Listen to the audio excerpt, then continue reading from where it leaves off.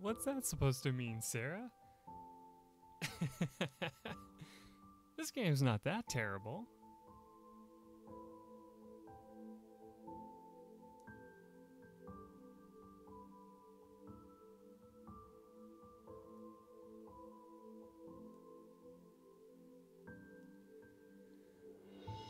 Oh boy.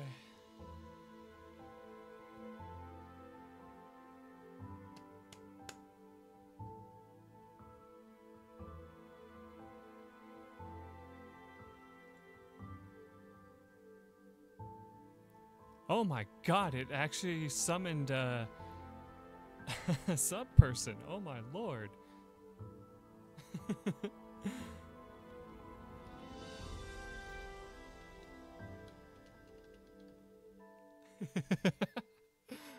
Hey, Steph.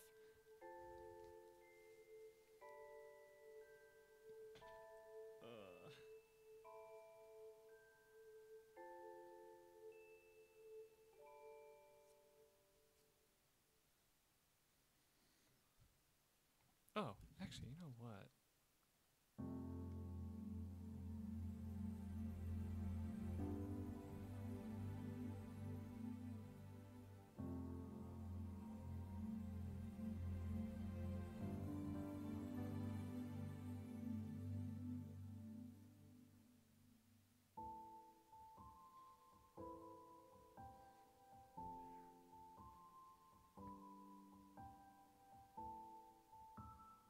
Oh, wow.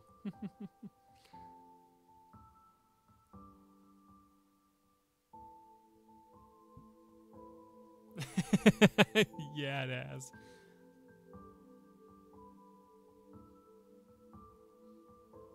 Hold on, I'm gonna do something real quick.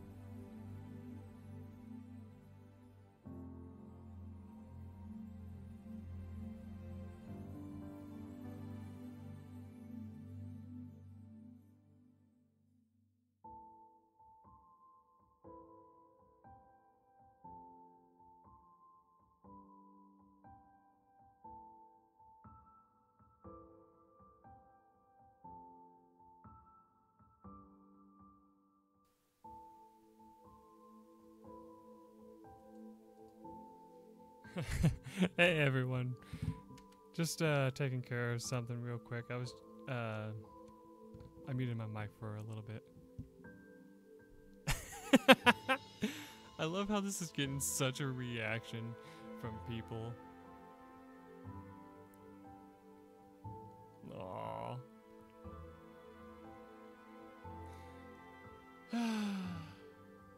No, I can't promise that. That's kind of hard to do in this game.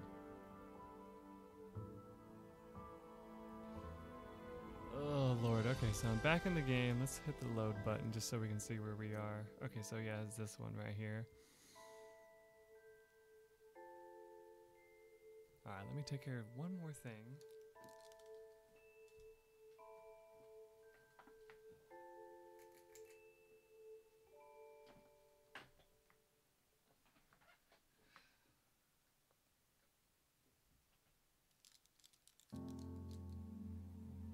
Alright, I'm back. Can everyone hear me? Let's do a sound check.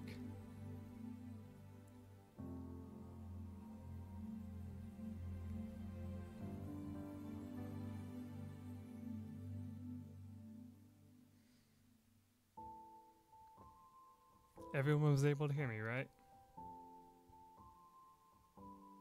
Sound of the game is turned down on purpose, so, you know, that's one thing anyway.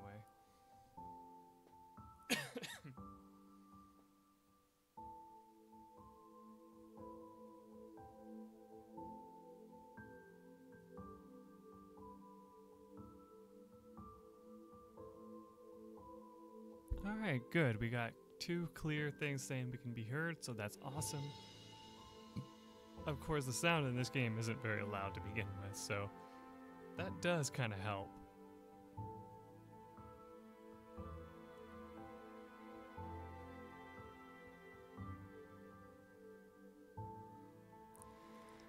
Look, I'm sitting right in front of the mic. I can't do anything else to make myself louder.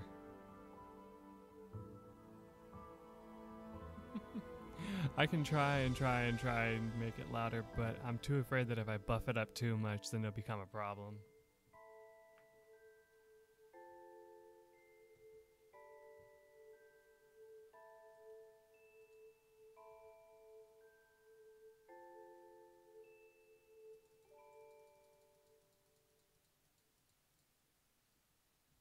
Alright, how's that?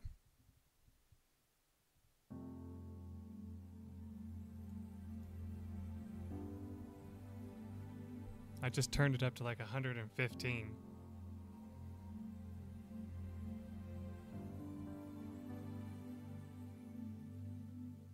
Oh wow, so that actually helped? Nice, glad to know.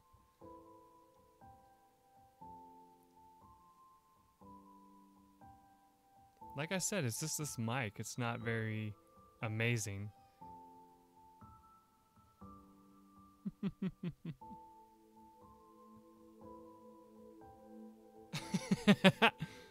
Hey Yumi, welcome to the stream.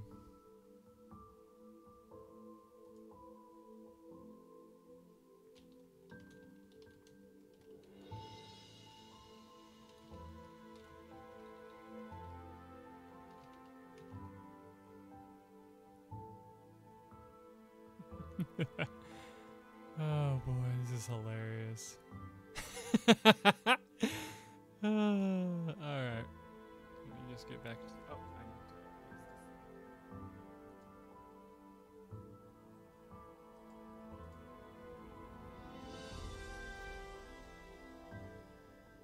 I don't know, I guess we'll have to see in a minute.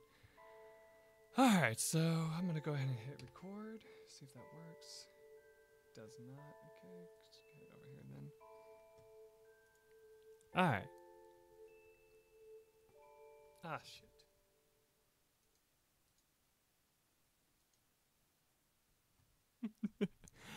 Alright, hello everyone. Welcome back to more Seduce Me the Otome. This is that wonderful, wonderful visual novel that, or virtual novel, whatever you want to call it, that Cam suggested to me. I played it for her birthday back in the day, and I'm playing it again since it's somewhat been suggested, since I have been told that I need to finish it. And so that's a fun little thing. We already got a few people here. It's really nice to see all of you. Appreciate each and every one of you showing up. Last time we got to the point where... I don't care. I'm just saying. Last time we got to the point where we were threatened by somebody to stop our conquest, so we got to see what's going to happen from that. And all the salt. But let's go ahead and hit our load game here. Eventually the morning arrived and the sun screamed at me to get up. Surprisingly, I woke up before my alarm clock once again, which was nice. I'm always full of sass. So we managed to survive the night. That's good. That's always a nice thing. We're already in the game. Everything's going wonderful, it looks like. How's everybody feeling today? Is everyone feeling absolutely happy?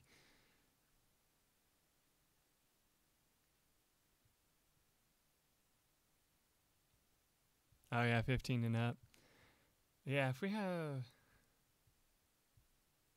Oh That sucks.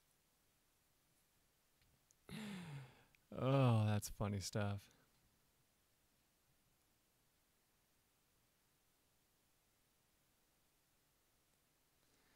Alright, so let's go ahead and click to move on. I stretched out and quickly got dressed, getting ready for school. She expects me to say goodbye to the boys. I will say good morning, and we'll see them when I come back.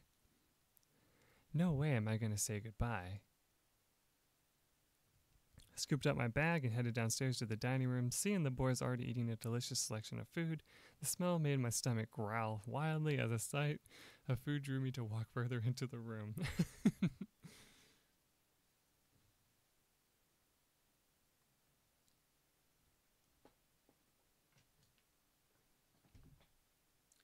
Alright. Good morning, miss. Did you sleep well? Before I could lie, hiding the incident in the back of my mind, Damien furrowed his eyebrows and stopped eating. She's here. The boys looked to Damien in confusion while I cursed his ability silently in my mouth. Damien, what's up with you? Of course she's here. She kinda owns the house. Damien looked at me, wanting me to explain for him. However, the threats that Diana gave me last night warned me to keep my mouth shut. Oh, I don't know about this. This is difficult.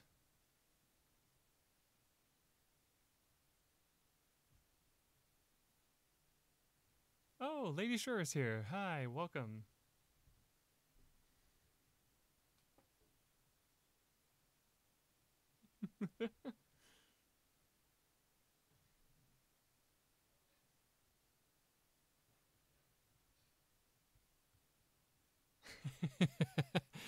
Anyway, which option should we choose? I mean, I think you guys were in charge of this before. It doesn't matter either way. Yeah, I think if you try to avoid it, he's just going to read your mind anyway. So.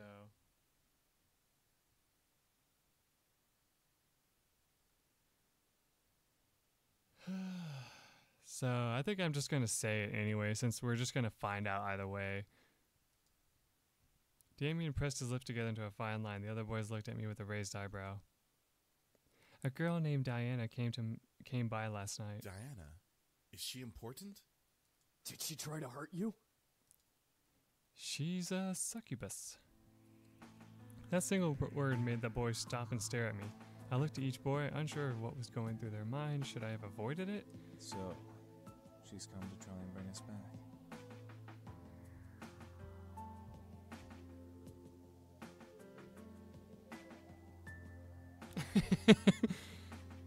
She must really be desperate.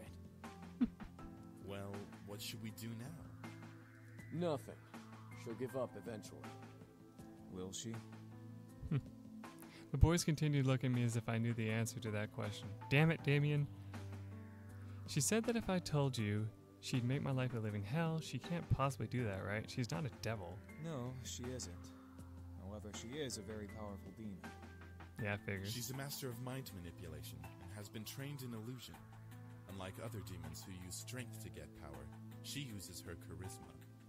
Oh, okay. She has the power to make armies bow to her and obey her every whim. That's why she's so obsessed with us. What? What do you mean? Well, she sorta has family ties to us. She was promised to marry one of us in exchange for more power. Oh boy. She's just some whacked up hussy who doesn't know how to close her legs. She's not a real friend. Oh, okay. That's just typical Sam right there.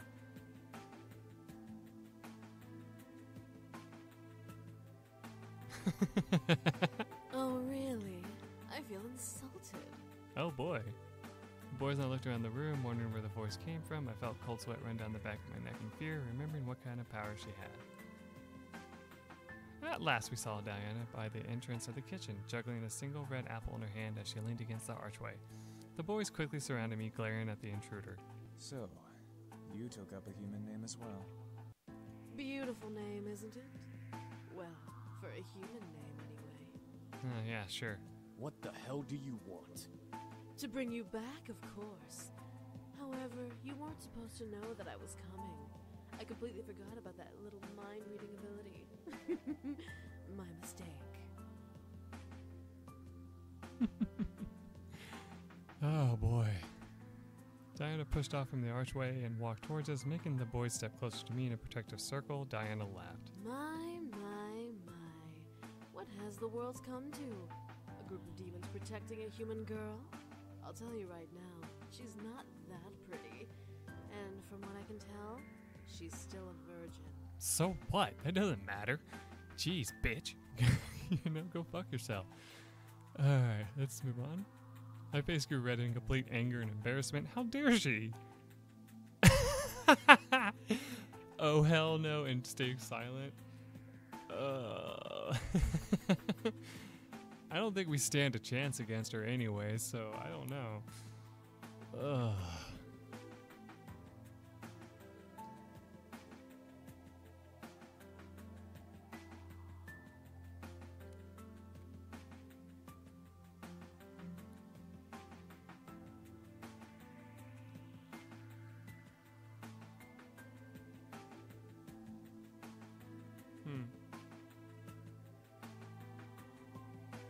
Oh, seriously?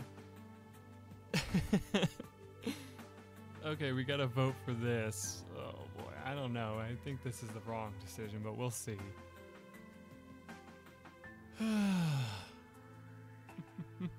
Anybody else got a vote for right now, or should I just choose that? I do trust you, but I'd just like to see what everybody else says.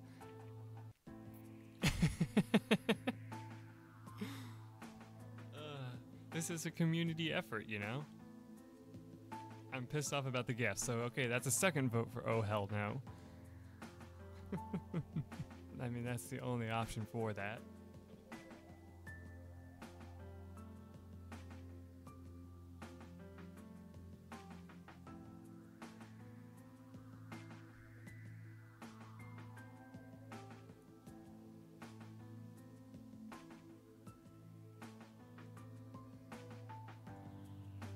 Alright, we saved. But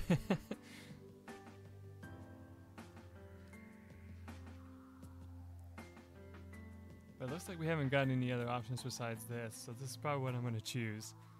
Since I am so about choosing what the viewers have to say. It's only fair.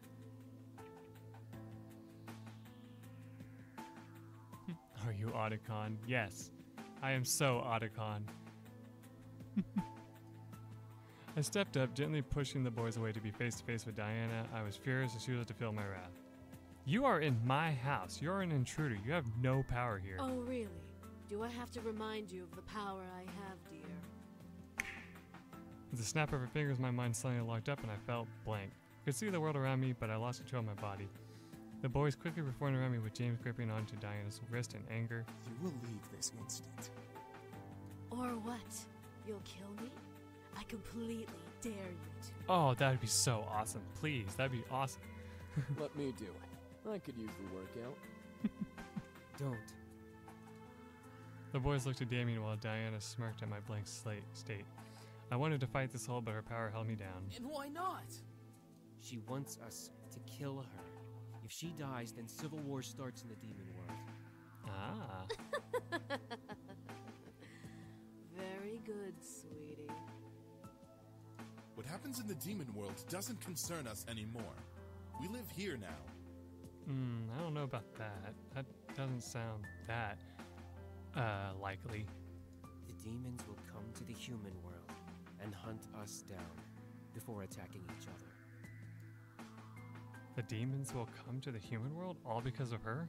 I mean, that's pretty obvious. Sneaky bitch. Another snap of Diana's fingers, I was released from her hold, almost buckling to my knees. Well, will you all change your minds? I assure you, it's for the greater good. I expected the boys to say no. What I heard was complete silence.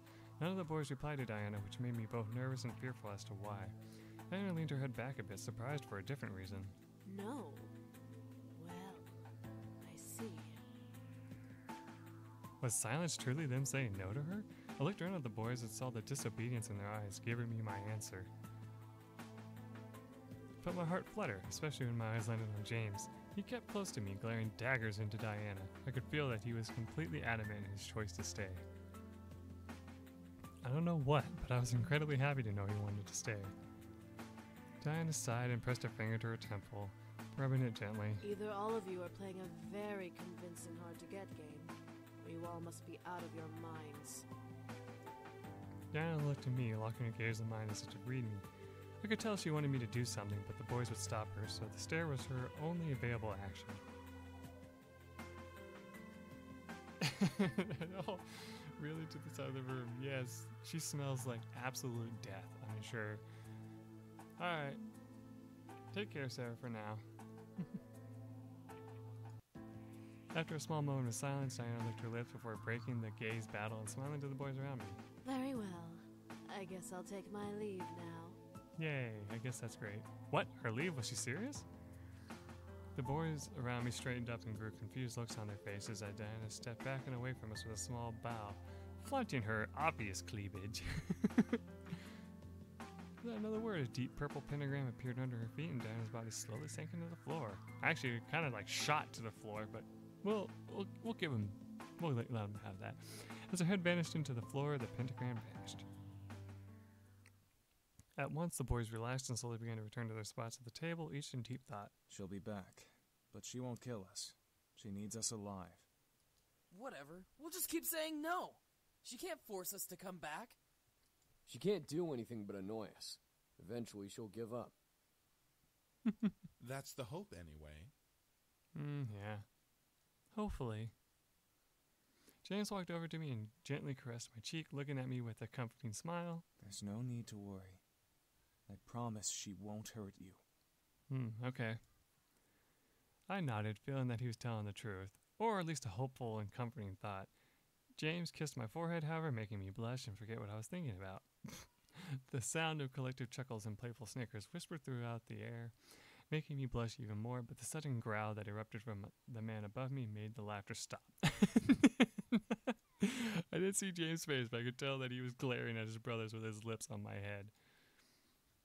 He and I pulled away from each other just as the sound of Naomi's car appeared. I quickly ate my food, waved to the boys, and left, confident that nothing was going to happen. Never ever say that nothing will happen before the day is over. I avoided talking about the ride back home yesterday, saying that the ride was a one-time thing. I'll be riding with you guys from now on, to and from school. The girls seemed very happy. We entered the school, quickly gathered our things from our lockers and headed to class. There were no events to our surprise. History wasn't exactly fun, but our teacher was great.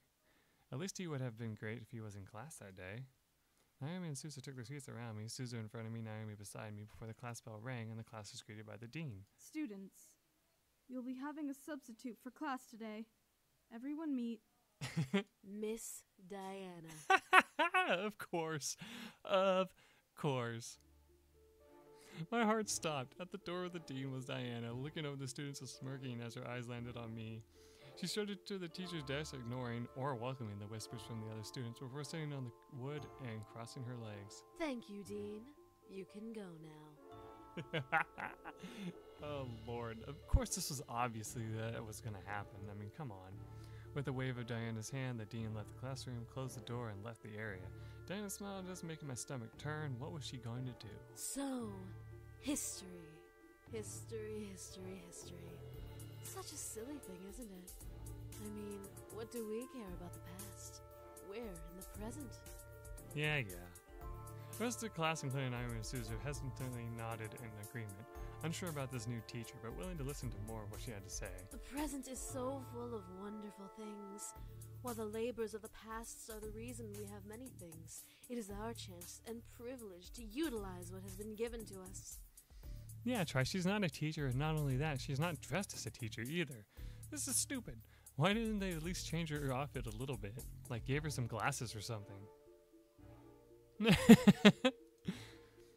Her charm was almost infectious. The class was practically starting to eat out of her hand. I looked around to see classmates grinning and agreeing with Diana. I pressed my lips together as I listened further. I had no choice. What's even funnier about human beings is that some of the bits of history we hear is either made up or completely biased to one side. It's like a story you read as a child. No, this is supposed to be history class, Lady Shura. Good lord. You hear of the princess and the prince, and they live happily ever after. But what about the family she left behind? one of her friends. The students listened and agreed intently to her words. I could tell, however, that these words were all targeted at me. The original story of The Little Mermaid, a perfect example of biased opinion. Here we have a girl who thinks she can be with this prince, but this prince has to marry a princess.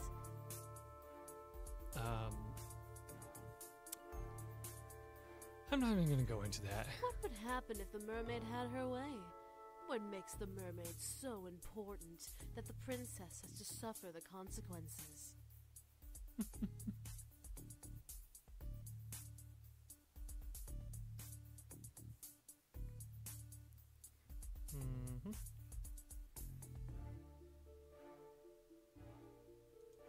This seems like another perfect save opportunity.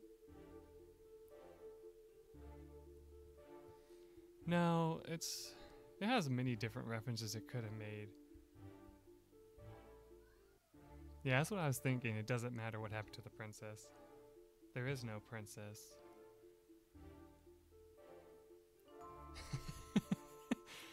Oh boy, this is hilarious. I love it. Ooh, okay, we have conflicting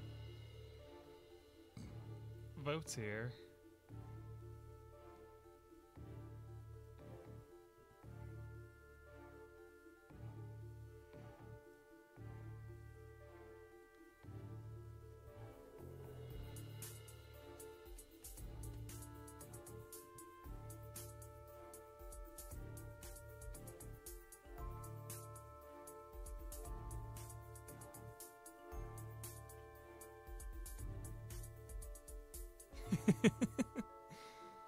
Oh, Lord.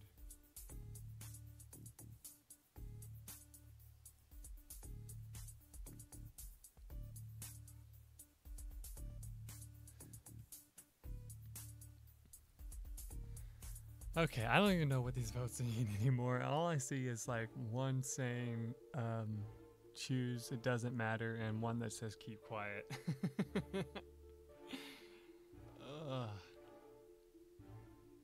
How about this? Let's get thumbs up emojis for keep quiet and thumb down for it doesn't matter.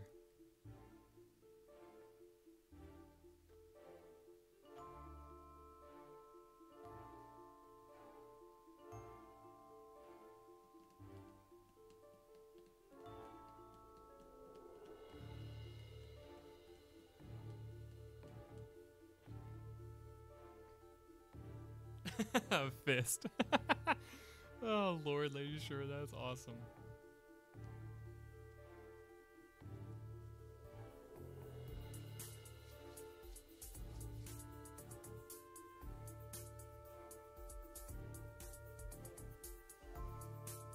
Oh, way to go.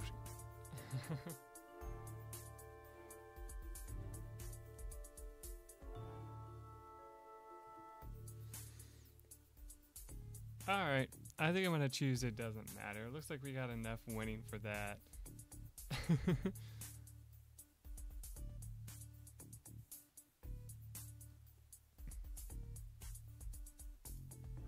Most of the class turned their heads to me. Naomi and Susie looked at me with equally surprised looks. I kept my eyes to Diana. If I was that mermaid, I wasn't gonna let the princess take my prince away. She stared at me before smiling and turned her body to fully face me. Oh? And why does it not matter? I did too respect your votes. The story isn't about the princess. The story is about the mermaid and the prince. But that is exactly my point. While the story talks about the mermaid and the prince's romance, we don't see the problems of the kingdom the prince rules. While we are all fixated with this love story, we ignore the fact the kingdom would fall apart without the marriage between the prince and princess. Sheesh. She kept her eyes to me as she spoke. I knew she wanted to make her words stick in my mind, but I didn't listen. It was one thing to be a fictional story, it was another to try and ruin someone's life for selfishness. I chuckled and looked back to the class. Well, luckily in the real story of the Little Mermaid, the mermaid knows that what she was doing was wrong, and she threw herself into the ocean. See, that's not the Disney turning version. into sea foam. See, that version is like the real, like, you know, like the darker version of the story. Some of the students that stared at me mumbled in surprise, obviously not knowing the real story. However, Diana was wrong once again. Well, actually, depending on the original version, she is telling the truth. But if you go off of the Kitty version, then yeah, it's not true.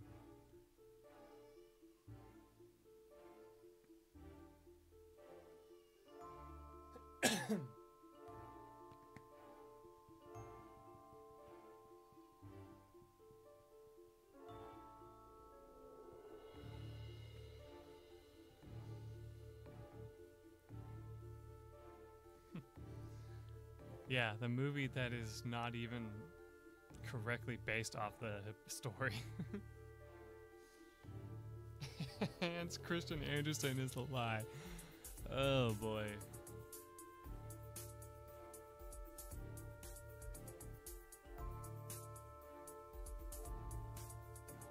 Alright, so we have a vote for that's not true.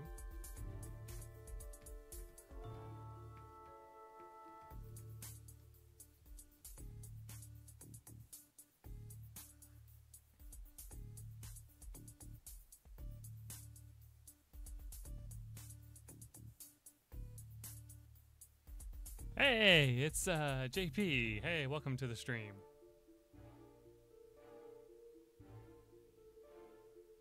Backsasser, yes, I think that's the good option.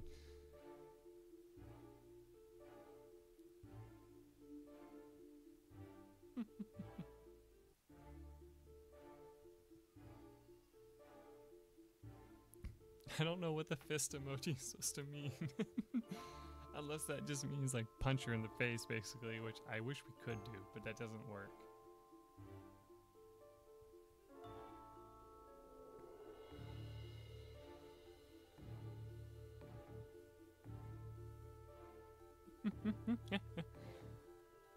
Oh boy. So yeah, once again, we have 2 votes for that's not true. I believe. Of course, I can't tell what these votes with the fist emojis mean, so that doesn't help me at all.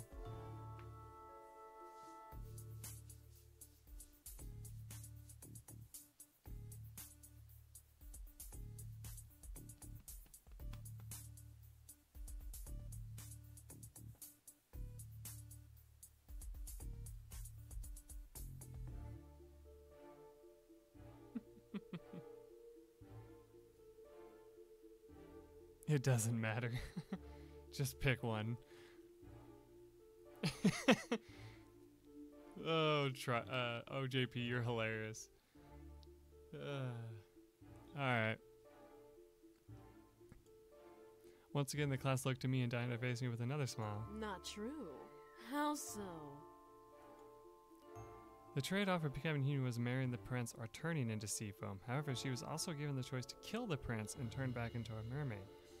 The mermaid did it because she loved him and sacrificed herself for that love. That is the story we're telling, not some princess getting her way, but of a tragedy that had befallen on a girl who only wanted love. The class applauded me with Suzu giving me her usual punch to my shoulder and Naomi smiling at my logic. Diana, however, finally grew an almost angered face at me. Interesting. So what you are saying is that the princess should be given no mind.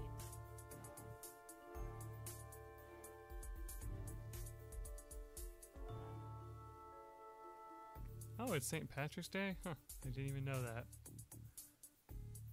Awesome. The story is not about the princess. The story is about the mermaid, and the mermaid should have gotten her prince. Even at the risk of a kingdom falling apart? Even if the entire world fell apart around them, duty does not overrule love, and the princess needs to realize this. The applause that followed that intensified with whoops and hollers. I felt a wave of confidence roll through my body. Diana wasn't going to win. I wasn't going to let her. Diana then stopped talking and looked at the clock on the wall, reading it quickly. The class had barely begun. Why was she looking at the time? Leaned against the backboard and smiled at us. I became worried. You know what? School isn't important. Everyone, go ahead and head home. Take the week off. Ooh, we get the week off of school. Awesome. What a treat. The students suddenly began to chat happily, or in confusion, of the situation. Many thought it was a dream come true. Others knew better. Before anyone could protest, however, Diana pressed her finger to her lips and counted down with her fingers in the air. 3, 2, 1. Speakers of the classroom gently awoke, giving us an announcement we would never believe. Attention students. Due to an emergency faculty meeting, we will be closing school for the remainder of the day and this entire week.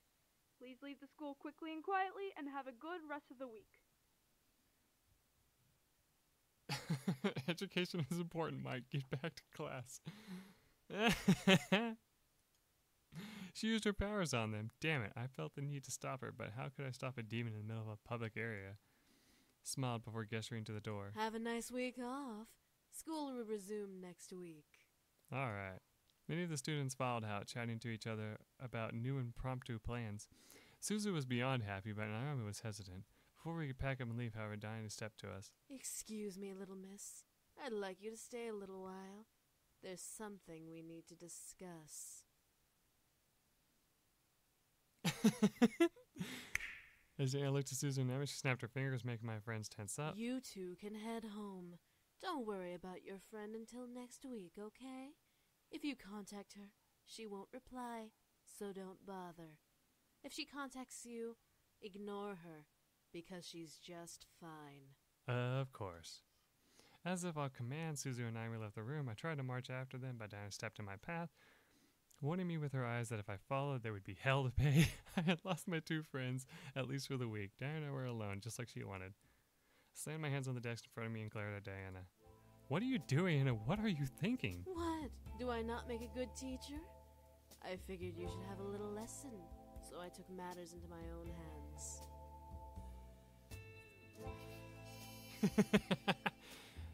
Yeah, JP, you obviously love this game. You're just putting on a tough face to the rest of us. Whatever you're trying to do, it won't work. You really think so, dear? And what makes you so sure about that? What was making me so sure? Why was I confident? Were the boys worthless? My thoughts began to fill with doubt. All of the uncertainties about this whole ordeal began to cloud my mind. If the boys were ever found out, there'd be hell to pay. Was it worth it?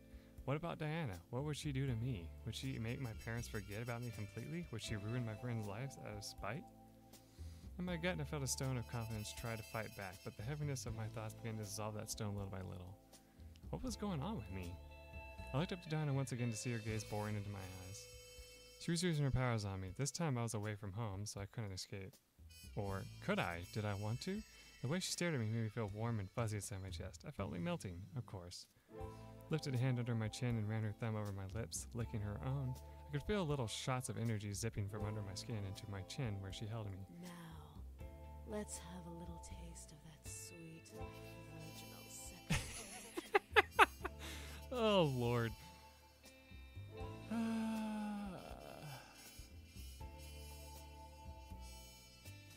Sheesh. I watched as she leaned in ready to kiss me and take my energy. Half of my body felt elation at the other half completely rejected it and didn't want her to even touch me. James! Suddenly Diana stopped in her tracks. James, who is... It then dawned on her. Ah, one of the boys. Why don't you tell me which boy is James? I felt myself nod in compliance. The oldest. Diana giggled in reply before letting go of my face and stepping back. Really? The eldest son with you?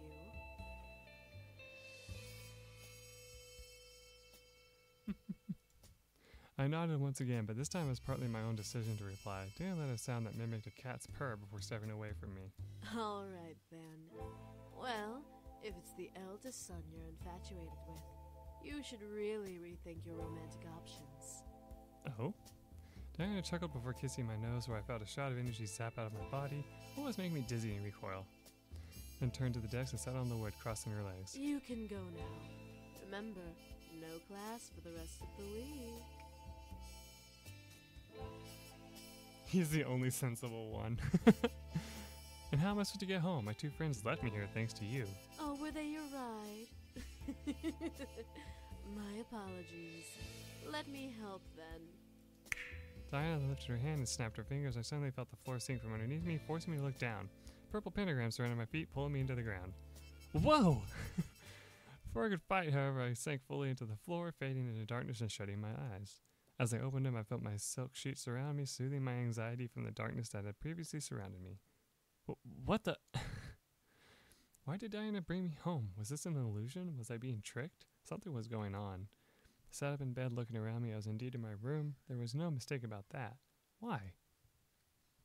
Diana is too strange. Was this a game? Was this part of her plan to get the boys back? I was lost and confused more than ever, despite my logical thought trying to piece the puzzle that is Diana together. The more I tried to solve her, the less I understood about the situation I was in. I was interrupted, however, by my door suddenly opening, revealing the boys at Damien's hand on the doorknob. Miss, what are you doing here? Aren't you supposed to be in school? I furrowed my eyebrows and stared at Damien, asking him to answer their questions through my thoughts. Diana sent her back here. She invaded her school and sent all the students back home. What is that bitch up to? Seriously! Diana's playing around for no reason. Of course she is. Maybe it's part of her plan. The boys continued to argue back and forth about Diana, fueling an almost jealous curiosity in me. Damien seemed to be too deep within the talking to notice my thoughts, for he didn't even stop talking alongside his brothers. Why was Diana after them? Why did she want to bring them back? What was so important about the boys that she would travel to the human world to get them? What was going on? I decided enough was enough. I needed answers. Hey! The boys stopped arguing, staring at me in surprise. I held my hands in fists on my lap, mustering the courage to continue to speak despite my abrupt shout. Why is Diana here? Why does she want to bring you all back? What exactly did you all run from? Why did you run from it? Miss, we... Don't miss me, please. I need to know what is going on. I won't be left in the dark about this. I want to know what I'm facing. The boys looked at each other hesitantly, unsure of what to reply. Finally, Sam pushed Damien towards the bed, making him buckle and land on his knees with his torso over the edge of the mattress. Damien, do the thing. The thing? What thing? Sam, you're not suggesting. Why not? She deserves to know everything, especially if Diana is targeting her. There's not enough alcohol in the world. Lady Shura, what the hell? Sam's right. I guess we have no choice then. I was getting confused. What was Damien about to do? Damien stood before climbing onto the bed with me, sitting across from me on his knees. We're going to show you everything. You have to trust me, okay? The minute you stop trusting me, the vision will stop. Vision? Please, just trust him. Fair enough. I looked at James, unsure of what was going on, but I nodded. If this was the only way to learn, then this was my chance to know. Damien gently placed his hands on each side of my head, gently pressing his thumbs into the skin above my eyebrows. I could only stare at Damien as his eyes began to glow gold, and energy began to be both pulled out of me and forced into my head. Within seconds, my vision went black once again. I was unsure of what Damien was doing, but soon shapes and textures slowly began to appear around me. I found myself sitting on a stone floor in the middle of what looked like a fantasy throne room. Where am I? I looked down at myself to stand only to see my body as translucent as a ghost. Whoa!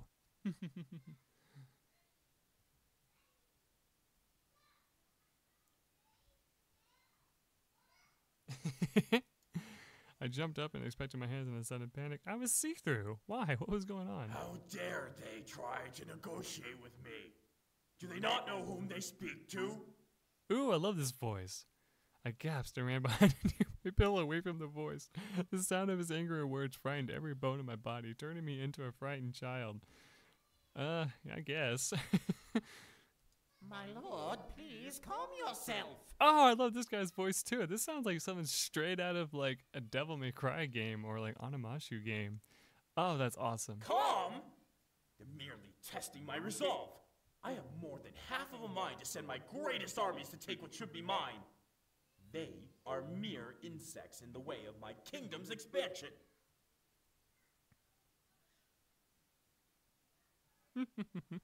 They merely asked for a marriage joining.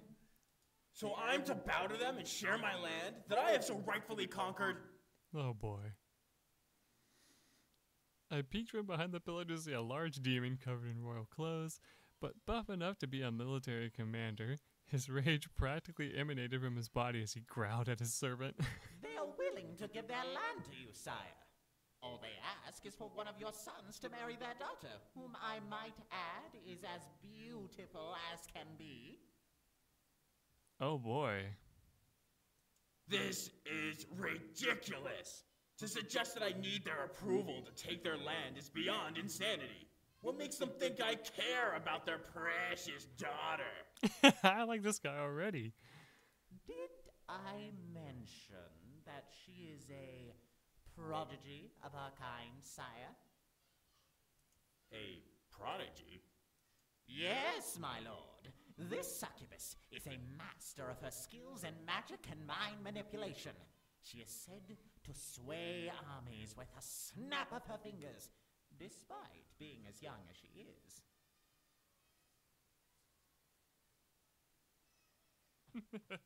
Oh, chat, you guys are hilarious. Impossible. If only it were, sire. This succubus is dangerous, but would be a great asset to have should we agree to this arrangement.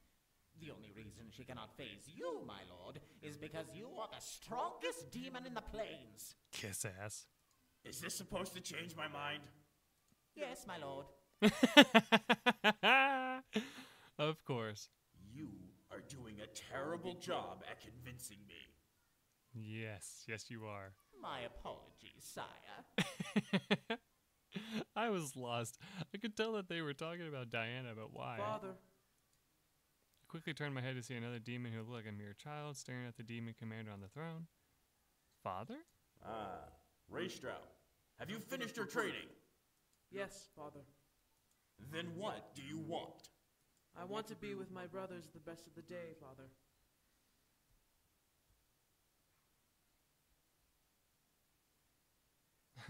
So many pigs, yay!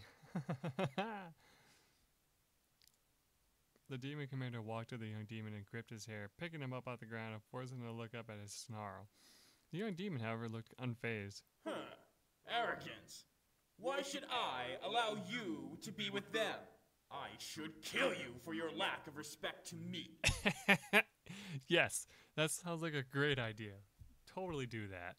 Because I want to be with them, Father.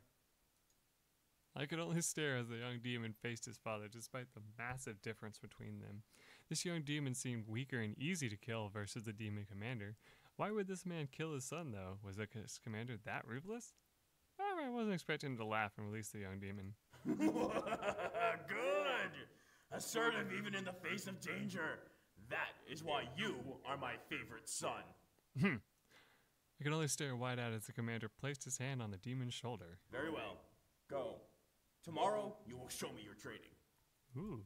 The little demon grinned widely before running off. I have a thought. Yes, my lord.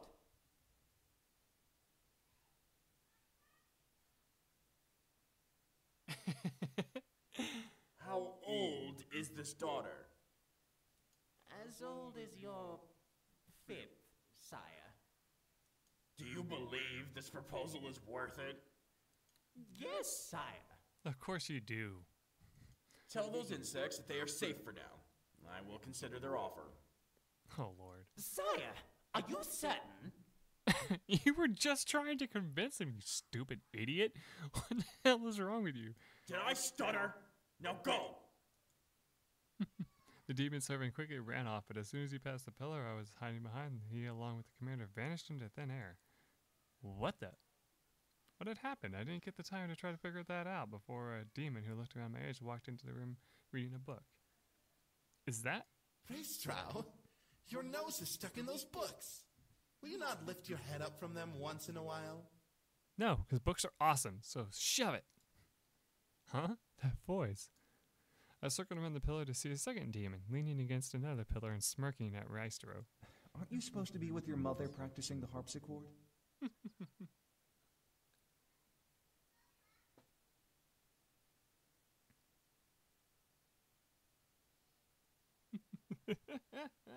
Books are great. I am, but I had a feeling that you were in danger. I'm in. Okay, so you're in danger if you're reading a book. Interesting. That's fun to think of. In danger? What are you? Attack!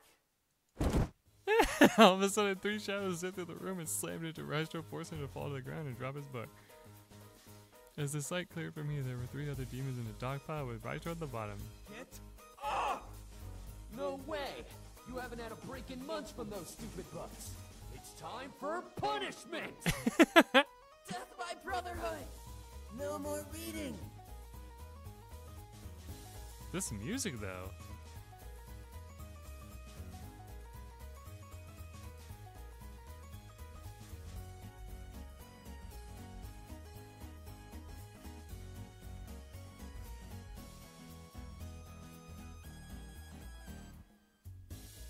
Have we heard this song before? I told you that you were in danger. I suddenly knew who these demons were. It's the boys. Even in the demon world, their brotherly connection was astounding. They were merely younger versions of themselves. One of the demons who I assumed was Matthew grabbed the book from the floor and opened it, reading it mockingly. How can you read this, Raystro? It's all about war strategy. It's boring. I have to, Zakara. Get off! There's only one thing you need to know about strategy. Kill them all. Take no prisoners. Oh, it's Matthew's theme. Okay. You sound just like Father. Couldn't help but giggle. It was cute to see them acting childish with each other. Eventually, James managed to push his brothers off of him and stand, brushing himself off. You all are reckless. Uh-huh. At least we have fun. It's true. You haven't been with us in weeks. Don't you think it's time for a break? Oh, yeah, sure. I'm sure Father won't mind. I'm sure he will. But I have to... I know you want to, Raystro. Damien. What is going on here? Ooh, you guys are about to get in trouble. I shot my head to the voice to see the commander, aged a little. Staring at the boys with his arms across his chest, Damien quickly dashed and hid behind Sam, peeking over his shoulder to see the large commander. Nothing is going on. We just passed by each other. Mm-hmm. Then why does your brother have your book?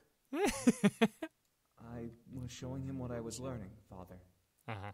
Return to your studies, Raystro. The rest of you out of my sight. Do not disturb your brother again.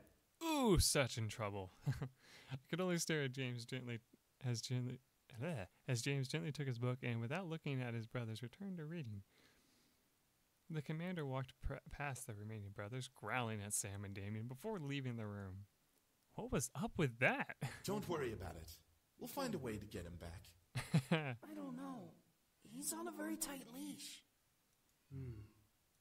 Ezra, you're quiet. What did you hear? He's going to a negotiation meeting. He's going to arrange a marriage.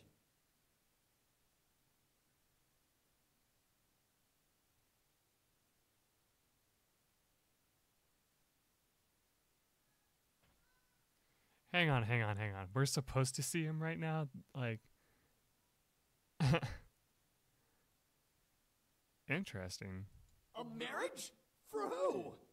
It must be for one of us. Oops. He hasn't decided who will marry her. It's a girl from a kingdom he wants to take over. Huh. Maybe we've done something wrong. But that's uncharacteristic of him. Usually he'd just attack with the army. Or maybe it's if you're like more friendly with Damien, it actually works. I don't know. He hasn't decided who will marry her. It's a girl from a kingdom he wants to take over. But that's uncharacteristic of him. Usually he'd just attack with the army. I accidentally went upwards.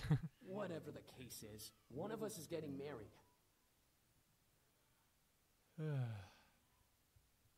I hope it isn't me. Oh, it is so you, Matthew. What about Ray Strau? He's the eldest. It would make sense, but having a succubus marrying one of us means that she'll be practically married to all of us. Well, what should we do? Before the conversation continued, the boys vanished into thin air, fading into different colored mist. They were replaced by an older Damien and Matthew, sitting with each other in the middle of the throne room. Do you think we should? Ah, there you go. There's your pictures. Oh, Lord, this is hilarious looking. I really want to. I want to as well. Still, it'll be hard to convince Raistero, since he's the one about to be married, and he's the favorite. We don't know that, Zakeru.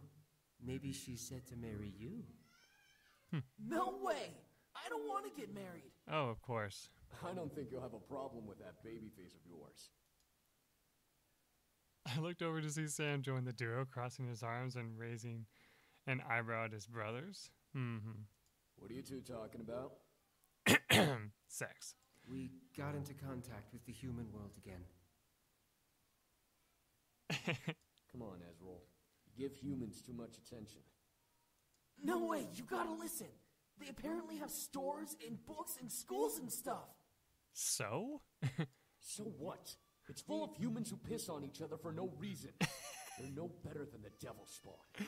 Humans who piss on each other. That is hilarious.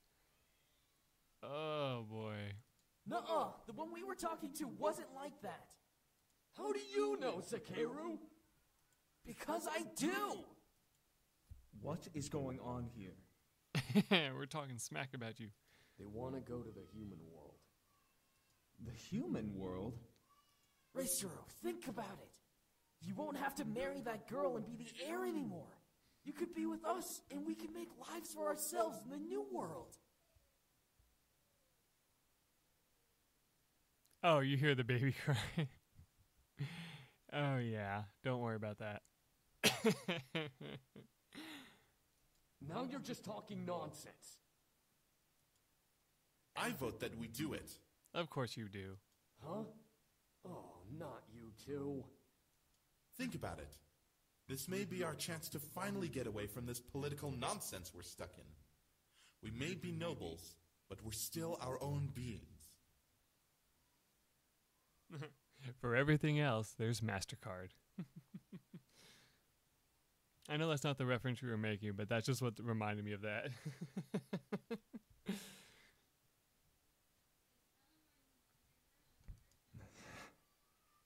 Raistero is in. What? Ezreal! Whoa, so how do we get there? Are you kidding me? You don't even know how we'd get there. A simple spell should work, but it would require someone from the human world to help us get there. We can ask him. Oh, he'd definitely help us. Oh, okay. I'm not so sure about...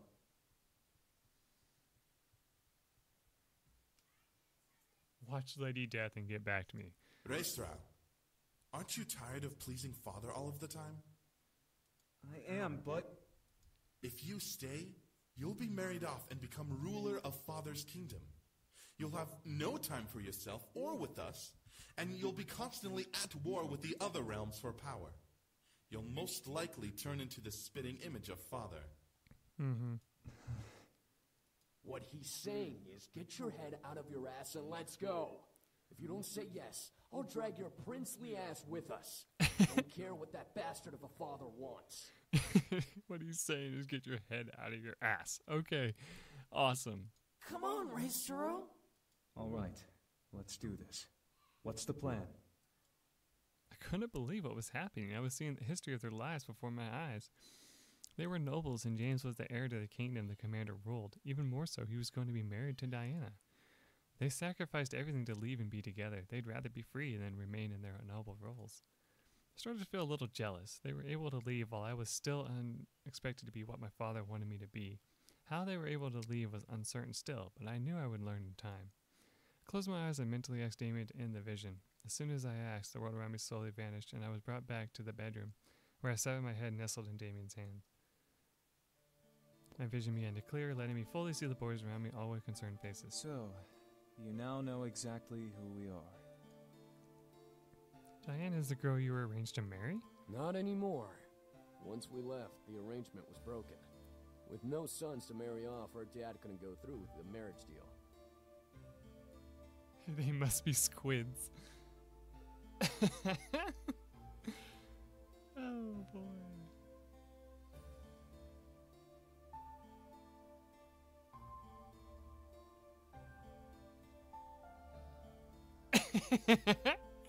Oh, that's funny as hell. If Diana is here for us, that means she's trying to save her kingdom from being attacked. That's not true. She wants to rule our kingdom. Having one of us will give her the right to our kingdom, as much as we'd have right over hers. So she's a gold digger! Yes, Matthew, that's exactly right. Well, with a kingdom like ours, what succubus wouldn't want to marry us for it? It all made sense. She wanted them so that she could finally take over an opposing kingdom. She knew that despite her power, she wouldn't be able to fight against their father, so she had to find another way in. That manipulative? Before I could continue, I felt my head suddenly get heavy and dizzy. I gripped my head, mewling under my breath. What the? I took too much. I'm so sorry. Rest now. There's no need to do anything more today. Can I have some chocolate? Darn. The boys suddenly rushed over and helped me lay back down as my vision was painted in white polka dots. I needed sleep badly. Instantly, I closed my eyes and let darkness consume me. After what seemed like hours, I finally woke up, slightly refreshed. My body knew that if I slept any longer, I'd be up all night, which was not part of the plan for the day. I rubbed my eyes and sat up, letting a soft groan escape my lips. In response, something beside my bed shuffled, causing me to look over. I didn't know what I was expecting. Beside me, sitting in a chair beside the bed, was James. Rousing himself up to see me awake, I smiled at him, seeing his slightly ruffled hair and tired eyes. Yay, hair ruffles! All the hair ruffles for everybody in chat.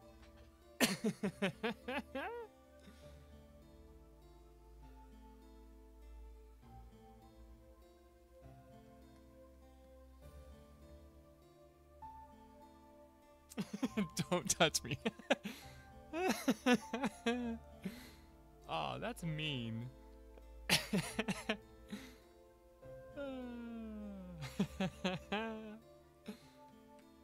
I love that.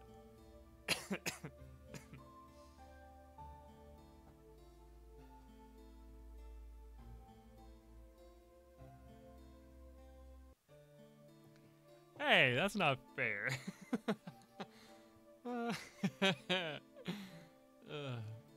Oh, you're awake. Good. Ooh, how do you feel? Oh wow, he yawned. Interesting. Oh boy, I don't know how to answer this.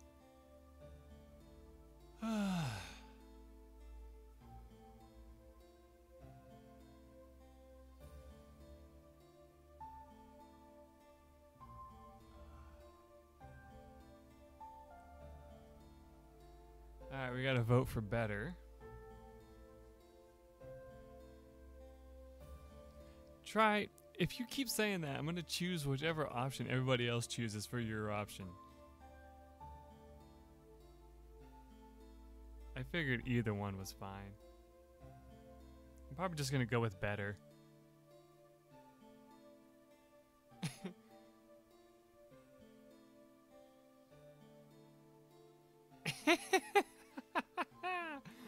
Oh, JP, calm down. It's okay.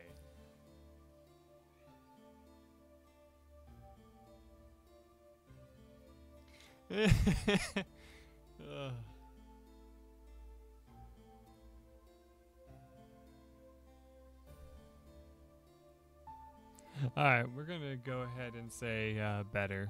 I think that's the option that seems like my favorite one. Just because I think it would also be what you'd want to hear anyway.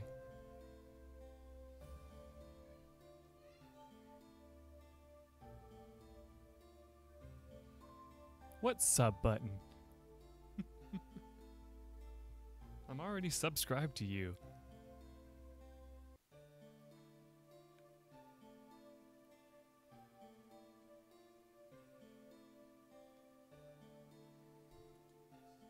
James nodded before he gently reached over and ran his hand through my hair, examining my face with soft sadness. I'm sorry this is all happening to you. I really wish there was something I could do to fix all of this. Mm-hmm. James, it's not your fault.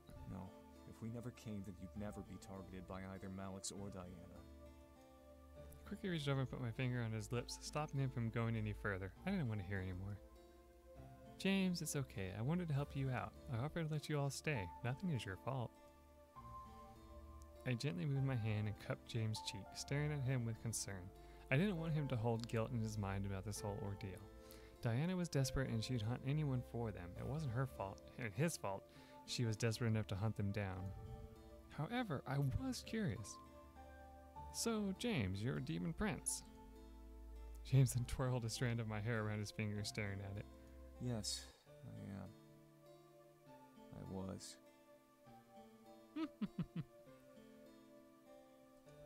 Was? I was a demon prince when I lived in the Abyssal Plains. I didn't enjoy a single minute of being the heir. The only moments I truly enjoyed were when I was with my brothers. Thus, I left with them to come here. Yeah, Vegeta. What was it like while you were there? Well, other than consistent studying and training to be a resilient leader and all-around ruthless lord, it was bland. I never truly knew what freedom was until I was excused from my sessions. James looked at me with a thoughtful look on his face. I stared back, wondering what was going through his mind. He then smiled before taking off his glasses and placing them on me. I was surprised, but instead of seeing him, I saw dark gold and purple magic swirl in front of my eyes through the glass. The vision cleared and I suddenly was back in the demon castle. I looked around, feeling stuck in place, but my eyes instantly landed on a demon version of James. He was sitting on the throne of the main hall, reading over a book with an intense expression. It was kind of cute to see, but he read in silence. You'll wear out your eyes if you read too much. Here's another interesting character. James looked up from his book to see a figure materialized in front of him. It was an older woman with a black cloak and aged horns. I could see she had power, though, and it gave me shivers to look at her.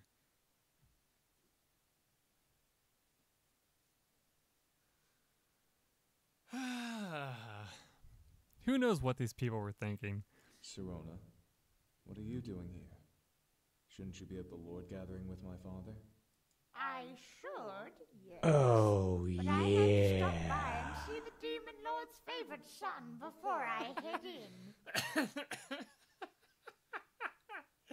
Oh, man.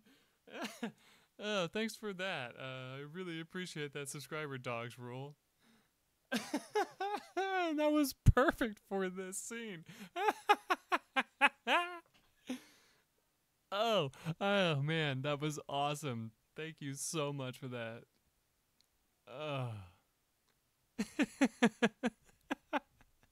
I cannot stop laughing about that. That was so priceless and such a perfect opportunity for that. I am honored. However, I must apologize and return to my reading. Of course. Wouldn't want to make the Demon Lord angry now, would you? At least it wasn't as loud as it usually is, so I turned it down this time. You could see James' eye twitch a bit at her comment. However, James simply bowed his head and went back to his book in silence. Sharona shook her head and let out a chuckle. What will you do when you become the Demon Lord? It's such a big responsibility.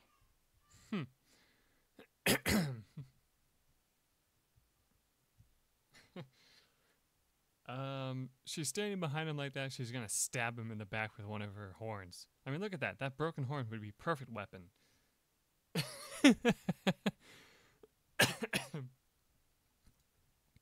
James looked up once again, confused at the question. Sirona simply smiled and began to walk away. Think about that. James and I watched her walk away, both of us with the same surprised and confused expression. I looked back to James to see him press his lips together and stare at the floor. Anyone could tell that he was lost, unsure of how to even answer that to himself. It was strange to see him in a form of weakness, jostled at a simple question that was more than it appeared.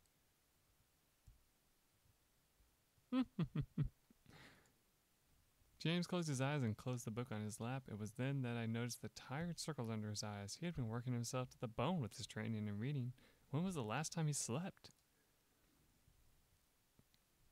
I could feel James in the real world gently slide the glasses from my face and place them back on his. It took me a second to recenter my vision, but I then looked at James, who smiled at me. It was then that I decided to find my brothers. Little did I know that they were wanting me to come on a trip that would make me leave my entire realm to be in a new world.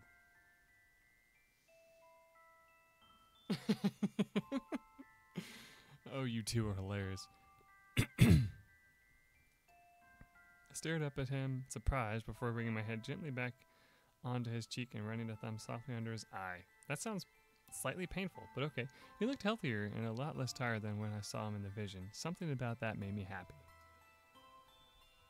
James gently leaned into my hand, closing his eyes and relaxing. He then slightly smiled, trying to joke. So, how does it feel to hold the affections of an ex-demon prince? I stared, feeling my cheek glow red in surprise and embarrassment, but I smiled and giggled slightly, running my thumb back and forth along his cheek gently. I have to say, I'm flattered to think you ran away from that life. James frowned, making me stop moving my thumb as he stared at me. I can promise you, that was no life to live. But it was your home. A home is where you can be yourself, not tied to your duty. The stream died for me for a minute there. You missed nothing. I'll try. James gently ran his hand along my cheek, gingerly outlining the edge of my eye and ear with his thumb. Home is where all I have to do is care about the ones close to me. Oh, what a cheesy line, but okay. James. James smiled and gently leaned in, kissing my forehead. I felt a small shiver run down my spine from his kiss, noting that he sneakily took some energy from me in that little kiss. No, you need to rest. You're not fully recovered. You might as well rest until dinner is ready. If you say so. James smiled and gently pressed me back down onto the bed, leaning his forehead on mine.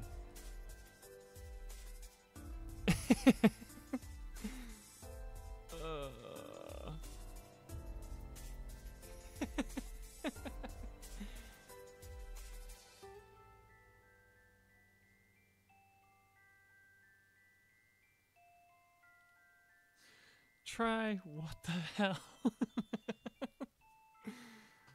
Oh boy. I mean, let's be honest, stealing a kiss sounds awesome.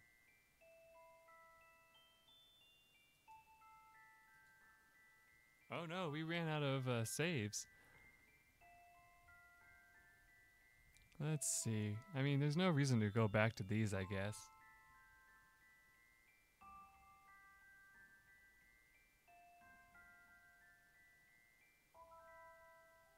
Now you can't ever save again. I'm just going to save over this first one. I mean, are you sure? Yes, I think it'll be okay. Alright. Alright, steel kiss.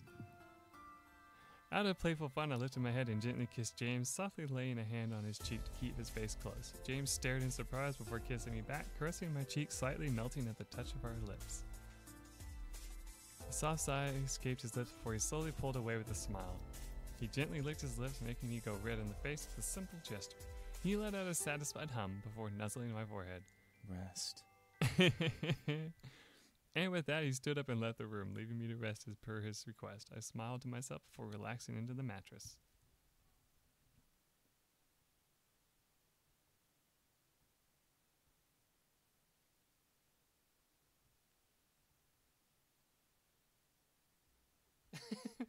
Gross. Okay, yeah, sure. Oh boy.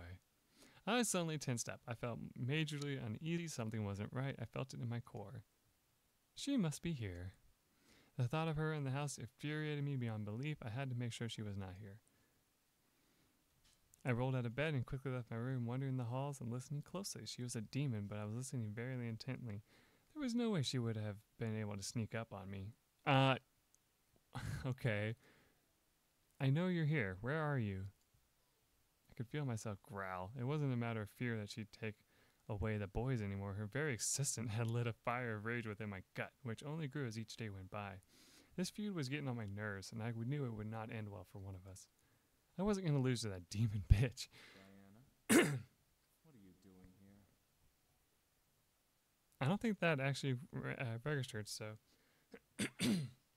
Diana, what are you doing here? My heart stopped. Diana was with James. My mind flew into slow motion, playing fake images of Diana trying to seduce James in my head to further fan the angry flame inside of me. I instinctively followed James's voice and approached the study. The door was open just a crack wide enough to peek in without being noticed. I peeked inside to see James by the bookshelf with Diana in one of the armchairs looking to him. Silly man, why do you think I'm here? To be fairly honest, I don't really care. Ooh, burn! I'm hurt. Wounded, truly. You don't care that I came to this pathetic little world just for you?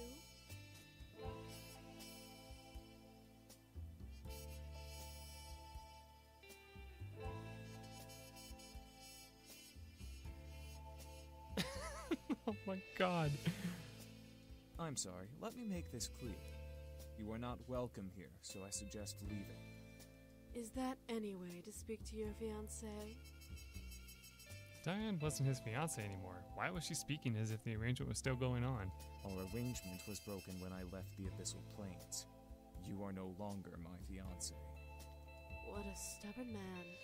Just like your father. Well, you should know. He decreed that should you return home, you'll maintain your status and keep your birthright. Mm-hmm. James would be the heir again? Why? I don't want it. Ooh! You don't want it. You'd give up the... I said I don't want my damned birthright. What birthright? It's imprisonment, a life sentence. Am I not allowed to be selfish for once in my lifetime?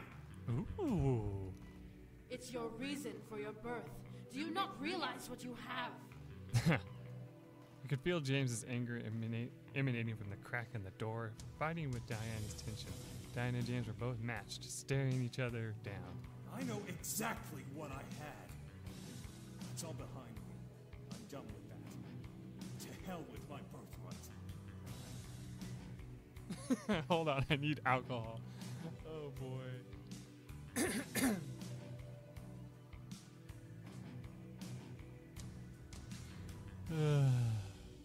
To hell with your birthright. You truly think you can decide that?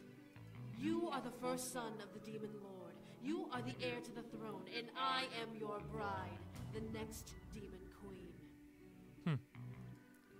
Why was Diana so desperate? It irked me to see how desperate she was to get James to return. Raestrow, you... All of a sudden, James ran at Diana and pinned her to the floor by her neck. I felt the need to jump in, but I knew James wasn't trying to do anything romantic. He wouldn't. His voice sent shivers down my spine as they continued to speak with his hand at her throat. And what gives you the right to use my name like that? Only demons of the same blood are permitted to use each other's true names.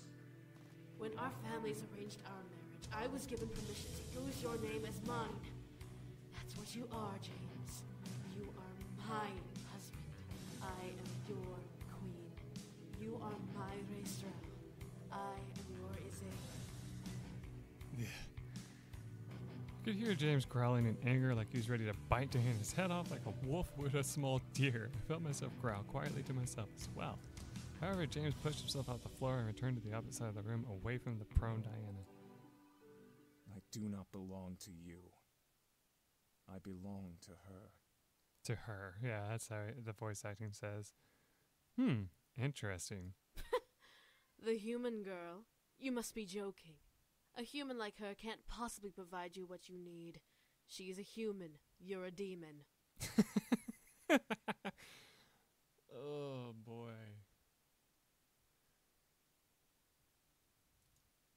I felt the urge to storm in and shut her mouth. I would give away my position, but I was growing, growing extremely tired of Diana.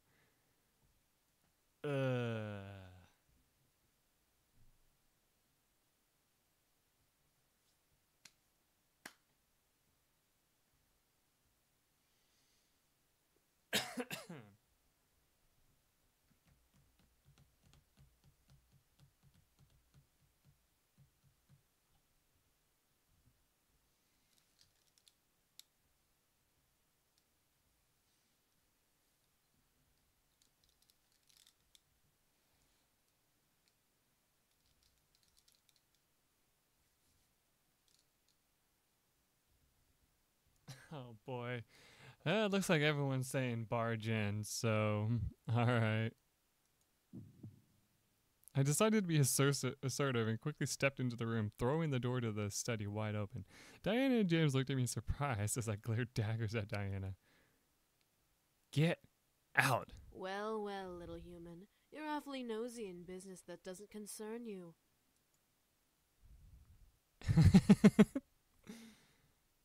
Oh boy. Technically it does. None of these options slap her, Steph.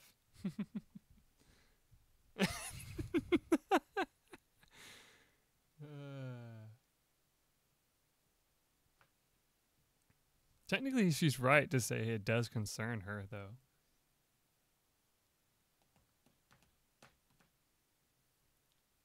Oh boy.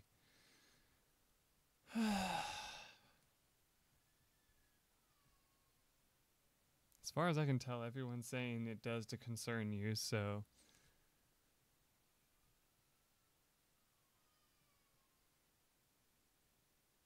Alright. This is the option I'm going to choose unless anybody says otherwise.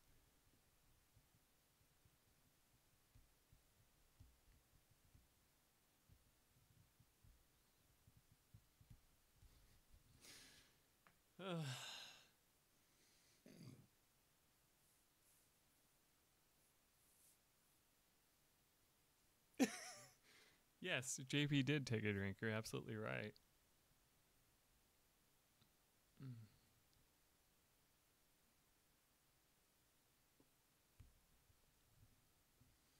All right, now we got two.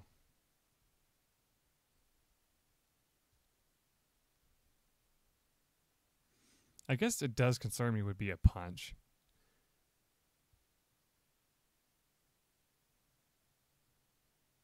All right. Does it? I don't think a human would understand the importance of this affair. You're asking him to leave to be someone he doesn't want to be. That's not going to happen. Oh? And what makes you so sure about that?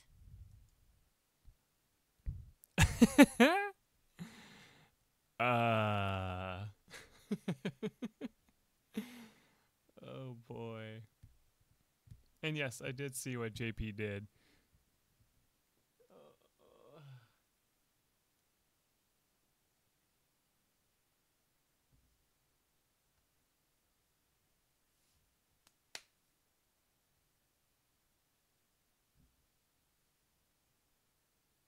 I know that JP took a drink. That's like the one thing I know for sure.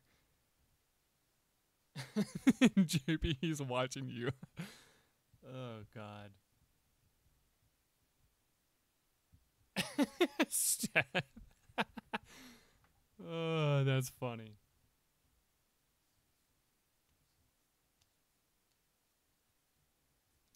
What did I do to deserve this? I don't know, man.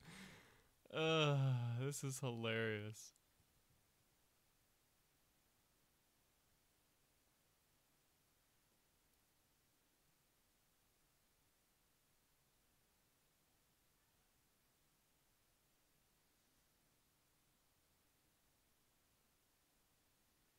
Did you bug this house? I didn't bug anybody's house.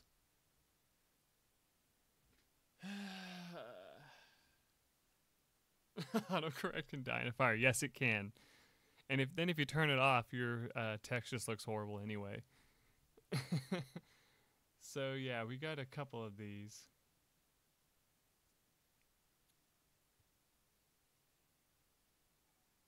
In an inferno. I can't roll my R's. It sucks.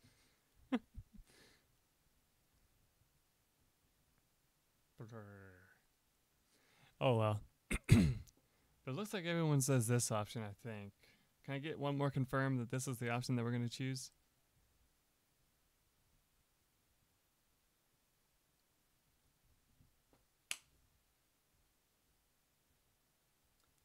Try, I don't know what that means.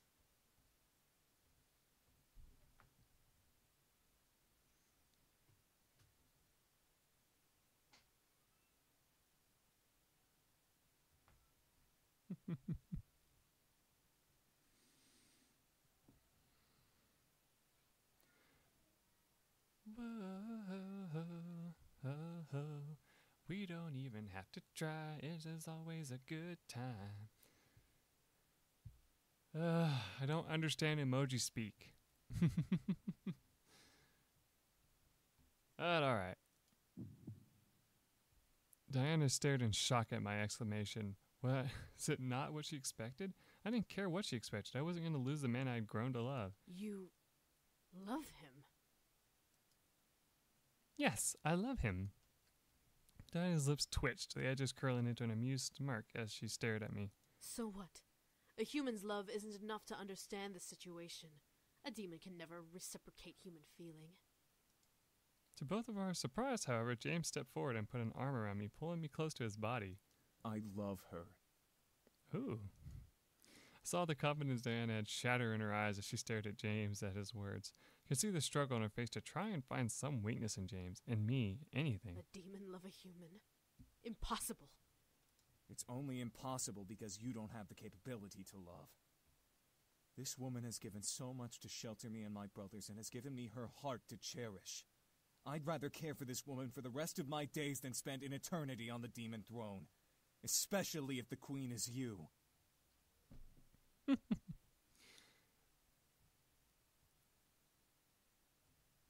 And no, I don't understand what you said, Lady Shura, there. I don't even know what language that is. Diana took a step back, physically feeling the sting of James's words in her chest. She had lost. I could see it in her eyes. Diana's eyes grew dull as she glared at me and James. It seemed almost uncharacteristic of her, yet it was something I wasn't surprised to see come from her face. Very well. Fine. Valet. Valet. And with that, Diana faded into the ground, into a purple pentagram, crossing her arms and almost looking upset. James and I were then left alone, left with the silence of the room. Finally let out the air I was unconsciously holding in my chest, relaxing from the ordeal. James stepped to me and held me gently, surprising me. Are you okay? I nodded in response, unable to speak so immediately after being surprised. James let out a sigh, relaxing in the embrace. I gently placed my hands around him, returning the embrace slightly. I could hear James' heartbeat. He held me close in his arms, and I felt safe beyond words. I wasn't lying, you know. I looked up at James, wondering what he meant by what he said. James smiled down at me, moving a strand of my hair from my face to look down at me. I love you. I love every single fiber of you. Your mind, your body, your soul. You're quite possibly the most interesting woman I have ever met. You always find your way into my mind. You...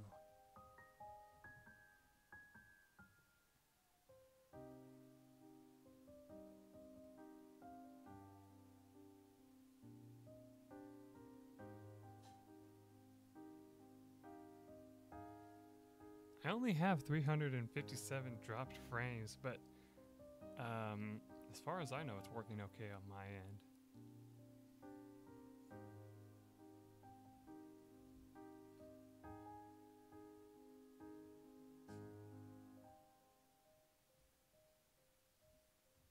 But I think it's working okay. I stared wide-eyed, blushing like a maniac. Was this real? No way. This couldn't be real. Was James confessing to me? Confessing his love for me? James gently smiled and caressed my cheek. The warmth of his hand invited me to nuzzle into it, and I closed my eyes. This wasn't a dream. My heart was pounding to the point where I was sure James could hear it. James gently leaned in, closing his eyes. He stopped, however, remaining just a mere torturous inch away from my lips. He wanted me to show my feelings for him. He had left himself open for me to kiss him or leave him empty. The power I had was unbelievable. Uh.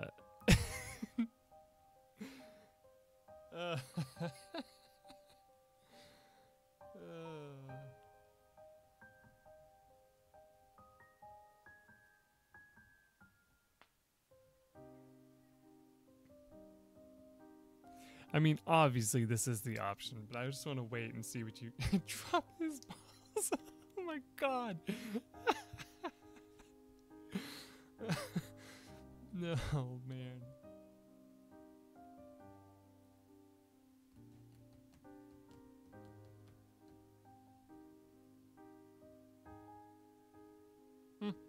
I almost feel like if he said caress his cheek, it would be like, but the future failed to change.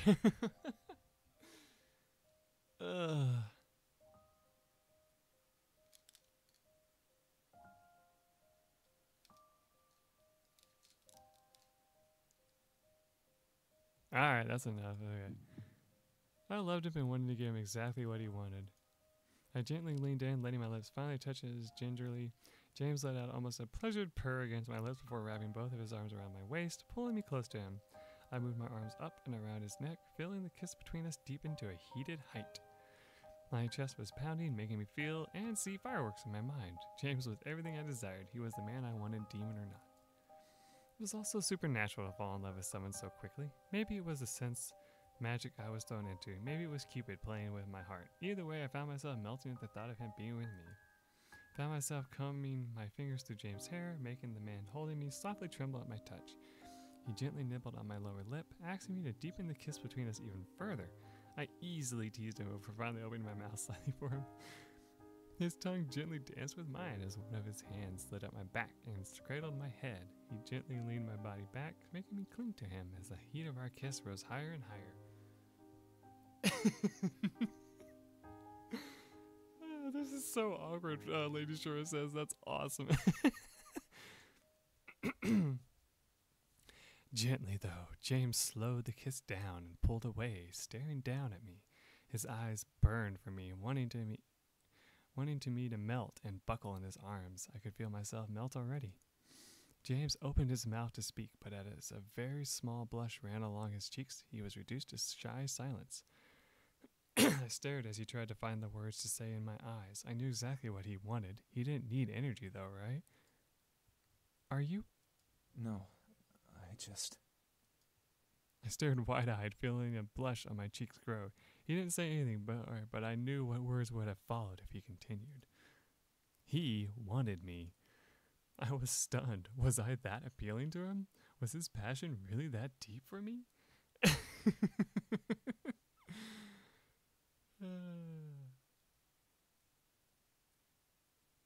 I regret my decision, Michael, I swear.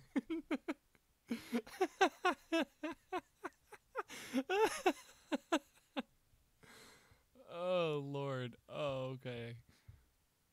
What? Did my deep voice start having trouble with everyone? Did talking like this really make the scene a lot worse? Did it really make things that much more uncomfortable?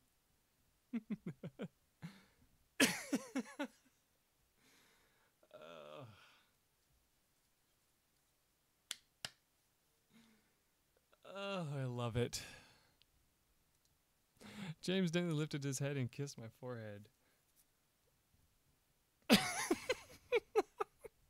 Losing the blush and finally being able to speak. If you don't want to, we don't have to.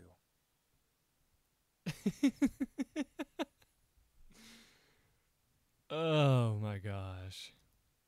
I could feel my mind go numb and purr at the idea. A moment with an incubus. He was a demon of sex, the purest form of lust and desire. My world would rock and I would enjoy every second of it. Make it stop. I don't want to. At the same time, I was indeed inexperienced. Diana wasn't wrong when she claimed me to be innocent. Did I want to give that innocence to him, especially this early? I found myself forgetting the words yes and no. What could I say to him? I knew then what I wanted, but how to say it without breaking the moment? Oh, I'm afraid that if I hit this, it's going to be a timed event, so I don't know what to do. So I'm going to go ahead and save here.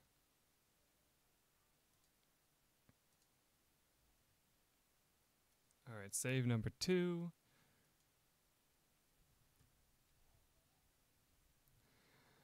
All right, here we go. Seduce me or hold me. Okay, it's not timed.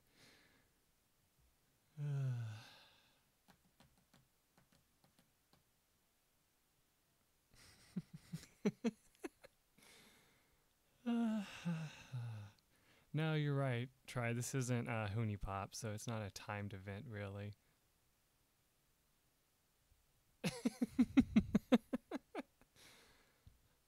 I'll switch to the hot coffee mini game.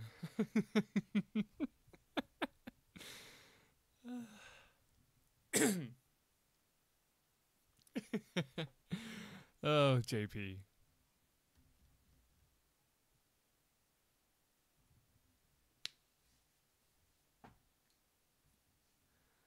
Oh.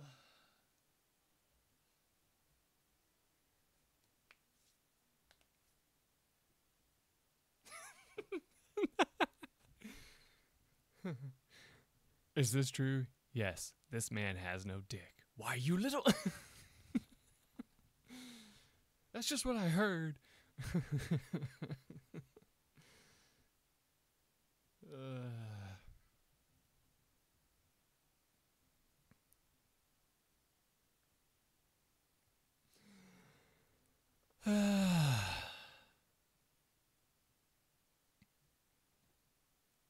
I can't look, of course.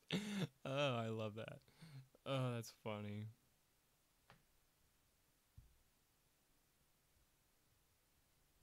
My phone recommended dumpster rental after I typed BRB. Alright. It looks like this is the option. Oh, Lord. Here we go. Couldn't believe the 2 words that came out of my mouth. It made the most sense to tell him yes.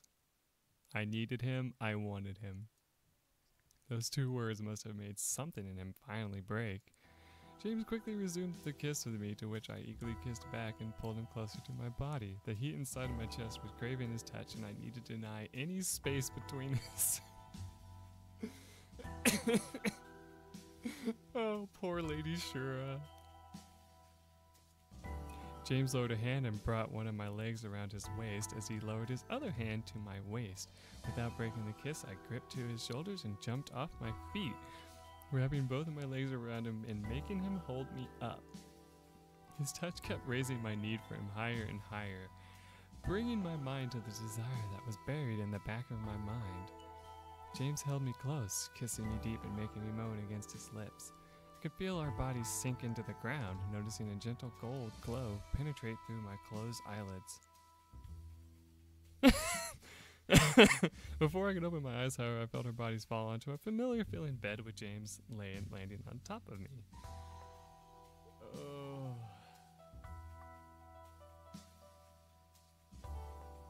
And before stream banned for throbbing tears.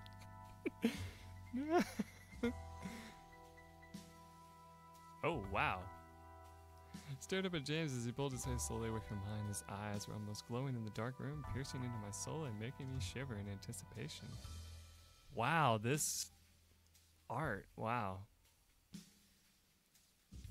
He effortlessly removed his gray sweater and red tie. What sweater? That's a button-up shirt. Leaving his tightly fitted white button-up over me, I could practically feel the heat of his skin through that thin fabric. However, as he held me, I could slightly feel the shiver of his hands. He was nervous? Was I his first? Oh,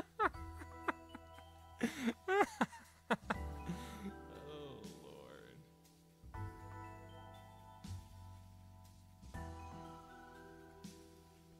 He wasn't going to show it. He wanted me to enjoy this moment, but was afraid of screwing up. His shivering hands showed me his emotions perfectly. I gently reached up and brought his head down, kissing him once again. I wanted him not to worry. The pleasure between us would be heavenly, and we'd go through it together. I closed my eyes and gave myself to James. My body, my mind, my soul, it all belonged to him as he held me. His body, his mind, his soul, it all belonged to me as I gave into his embrace. His kisses and fingers over my skin would forever engrave themselves into my memory as our passion rose through incredible heights.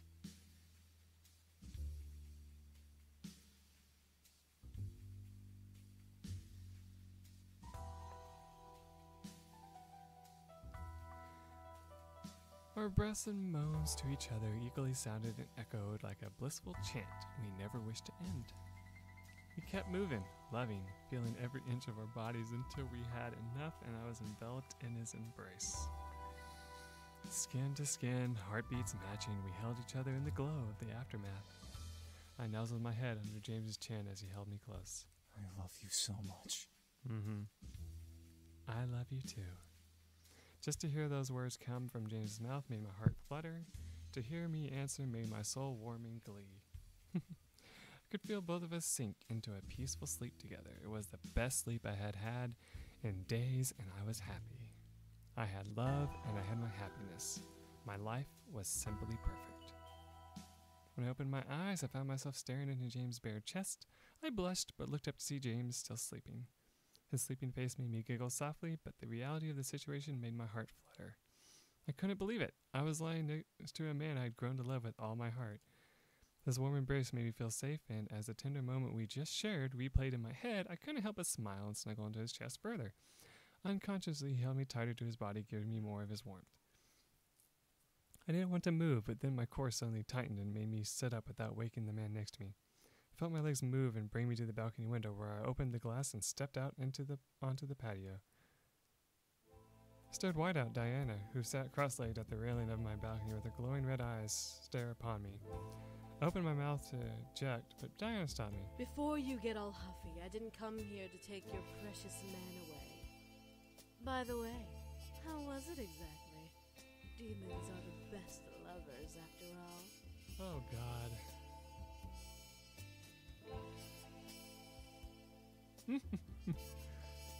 I glared.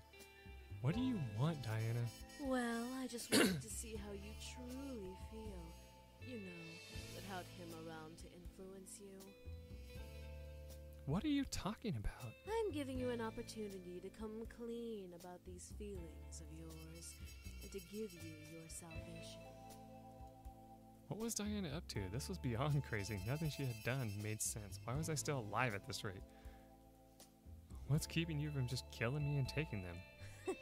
You are not worth my time. Not worth your time. What are you, afraid something might happen?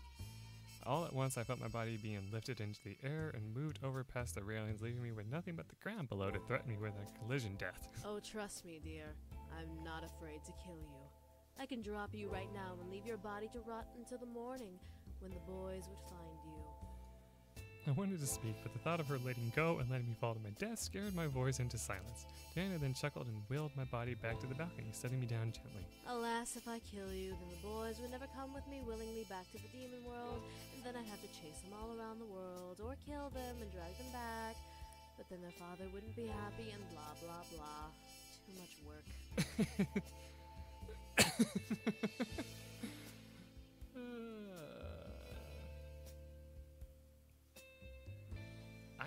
What?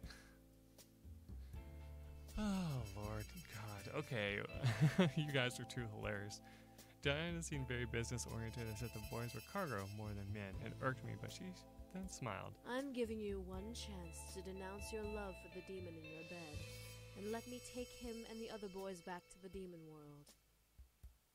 Oh, yeah? And why, may I ask, would I do that? There are so many reasons why, actually. There's the reason that he's a demon and you're a human, so you two can never truly have a happily ever after. Then there's the reason that demons truly do not know how to love, despite what he may proclaim. The list goes on and on. Who am I spying on? I don't know this. This is weird.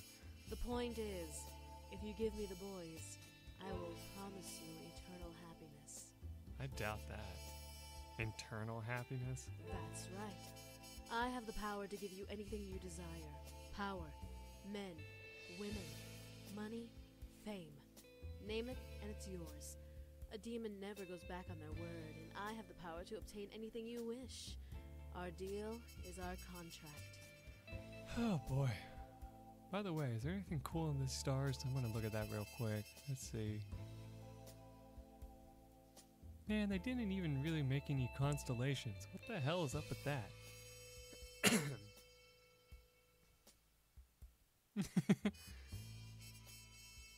I could only stare in shock. This was a dream. It had to be. However, Diana smiled at an almost genuine smile at me, shaking me to the reality of the situation. She would never smile like that. Don't you wish to be free of your destiny? Your father constantly berating you to become the next CEO of your grandfather's company. Yeah, I don't have cameras anywhere. How did you... I was almost floored in surprise. How did Diana know of all this? She was a succubus, yes, but how could she know anything beyond sexual desire? She wasn't Damien. Chuckle leaned back against her arms. Just because I play with hearts and sex doesn't mean I don't know my way around the human mind. You happen to be an open book of information, but I digress. I can give you your freedom with ease. It'll be like you were always meant to have it. All I ask is that you hand over the boys. What do you say? Was I seriously being given this choice? The man I loved for anything I wanted? A demon like Diana was powerful enough, yes, but did I even want to consider giving up the man I loved? No.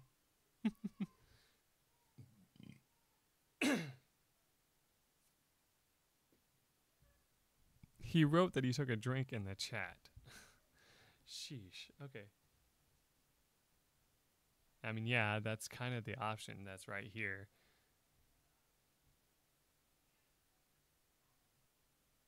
I have a headache. I blame this game.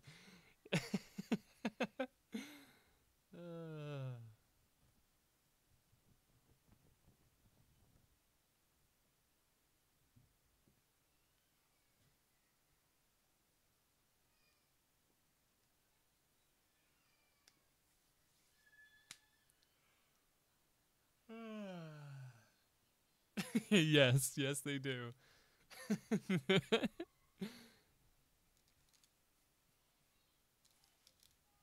I wouldn't be surprised with that one bit.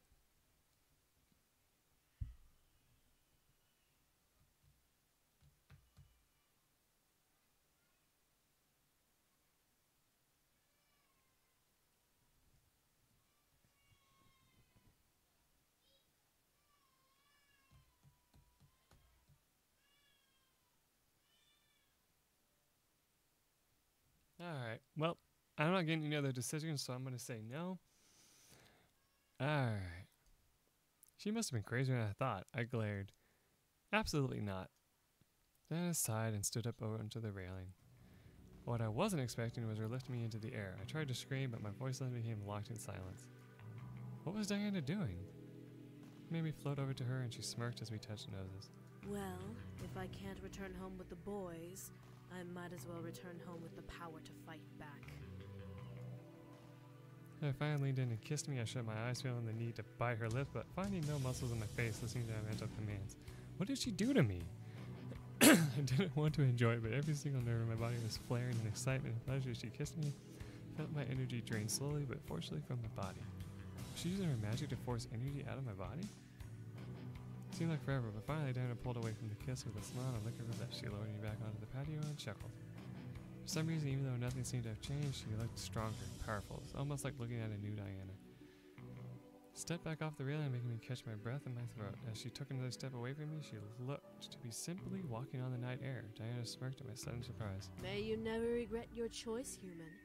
If you do, I'll happily come and take it away. The flick of her hair, Diana turned and walked away into the night, fading in the darkness like a shadow. I watched her fade away before looking back to the man on my bed. Did I make the right choice? He gave a gentle thump, giving me my answer. I did, and I will never regret it for as long as I live.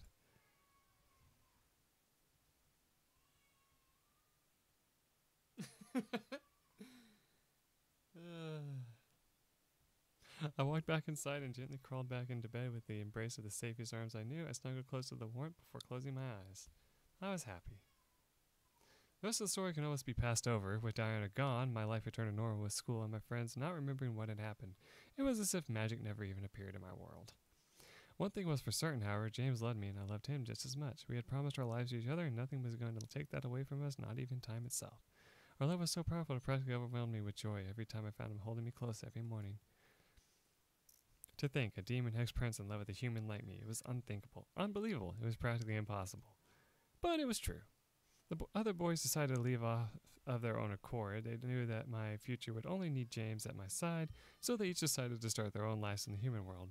James was heartbroken at first, but understood that he had to let his brothers grow like he did. Besides, James had someone new to care for now. His brothers didn't need him now that he was caring for me. I felt bad as well for being closer to James than the others, but they reassured me that I was okay and that they would remain nearby should I ever need them. I was happy for that. They made me promise, however, that I would love James for as long as we lived. That promise was instantly given. But what of my future? Well, it was kind of made for me. Before I graduated, James decided to step into the light at the Anderson Toys Company, and with the help of his demon powers and leadership charisma, he managed to influence not only the entire board, but my father as well into letting him run for CEO. I was beyond shocked. How James managed to do all of that was beyond me, but when the vote was called, James had taken over the company I was destined to have. He vowed to respect the wishes of the late CEO and to help the company become an even grander company. For a demon, it was simple to make a company grand. My grandfather would have been proud to see how James helped it shine. With the CEO position filled, my father had no choice but to let me decide my future, which made me happy beyond compare. No longer would I have the future scaring me into a corner. I could choose my life on my own. That being said, I was still scared of where the future was going to take me. What did I want to do? Did I want to help James build the company? Did I want to venture off on my own?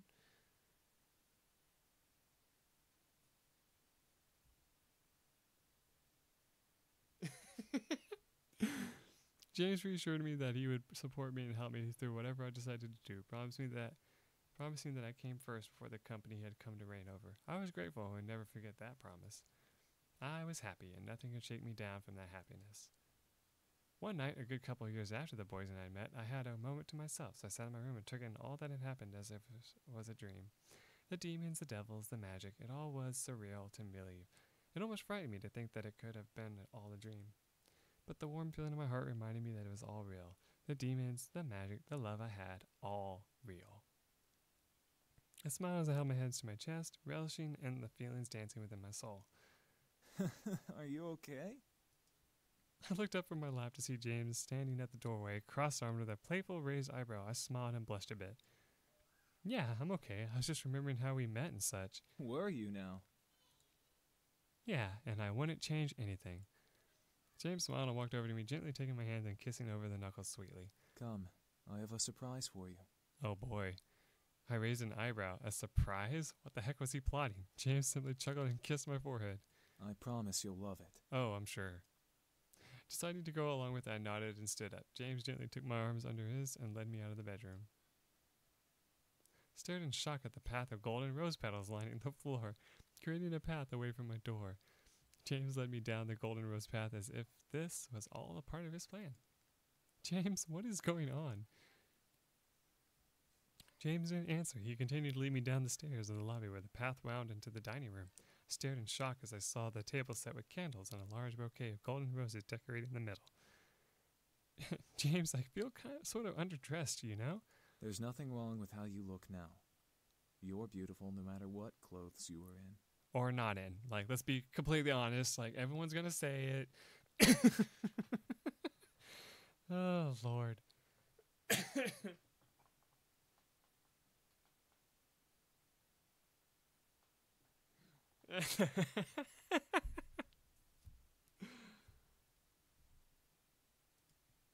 I couldn't help but let a red blush paint my face, making James chuckle once again. He led me to my seat where I was greeted with a plate of shrimp pesto on the table.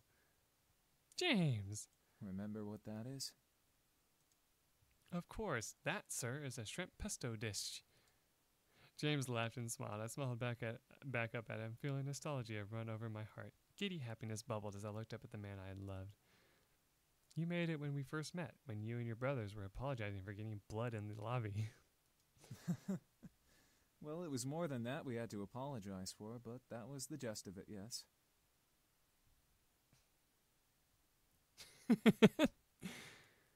How could I forget? What's this all about? James gently bent forward and kissed my forehead sweetly, making me giggle slightly. You are such a wonderful woman. can't believe that I can love someone this much. You have changed my whole world, and now you have become my everything. I practically get scared waking up every morning in case this is all just a blissful dream.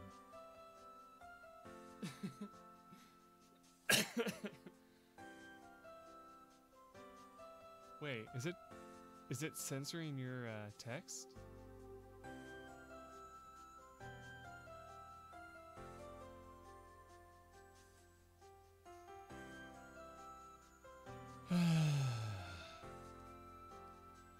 James. Before I could speak further, James gently placed his fingers on my lips, hushing me before he caressed my cheek and nuzzled into his hand, almost purring at the feel of the warmth against my cheek. I love you, and I will never stop loving you. No matter what comes our way, I promise to be there for you as long as time keeps moving. I want to be yours forever.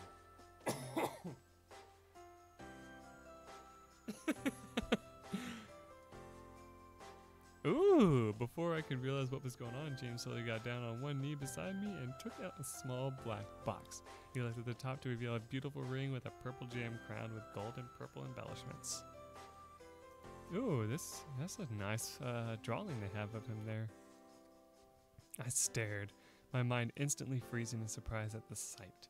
Felt my eyes water at the immense feelings bursting inside my chest. Will you, Miss Anderson, marry me? I was speechless. I felt myself break and start to weep in joy. Was this happening? This had to be a dream. I mentally begged every single deity in the sky to never wake me up if that was the case. I fought my tears trying to speak to answer his question. I didn't want to leave him in the dark, and I didn't want him to be on the ground for so long.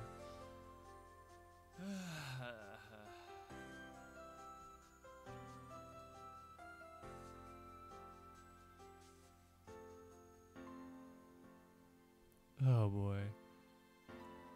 Yes, I will. He stood up crying and jumping in joy as James smiled, the biggest smile I'd ever seen on his face, and slid the ring onto my ring finger. As it finally ended its upward journey on the crevice of my finger, James stood up and took me into his arms, kissing me and sealing my words. I had gained the heart of a demon, no, of a man I loved. I vowed to cherish him and love him for the remainder of my days and beyond. Could a demon love a human forever? I knew James could. And that was my happily ever after. End. James' proposal, T.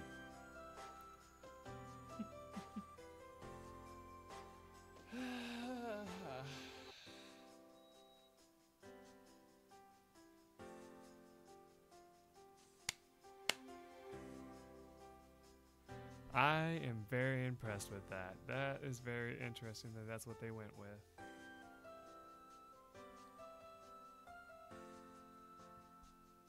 What do you mean?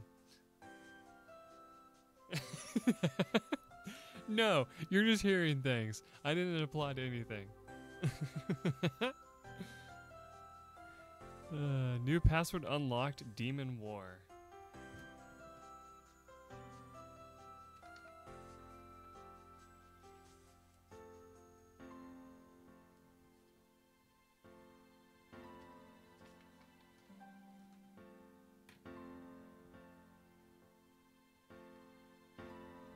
They don't have a US flag emote? That's impossible.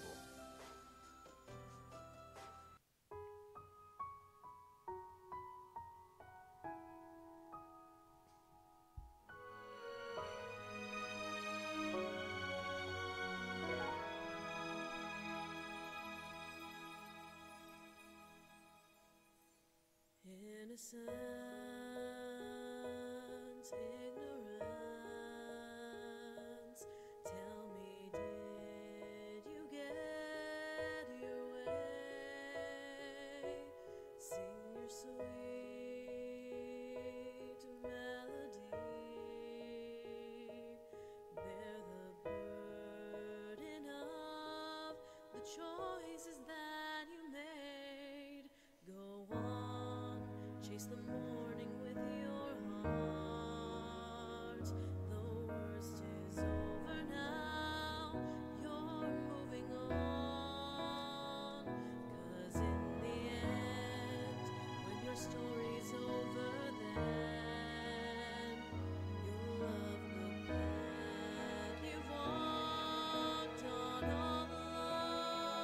Someone's name is just Pickle131. Let your fingers touch the sky. Your journey's far from over.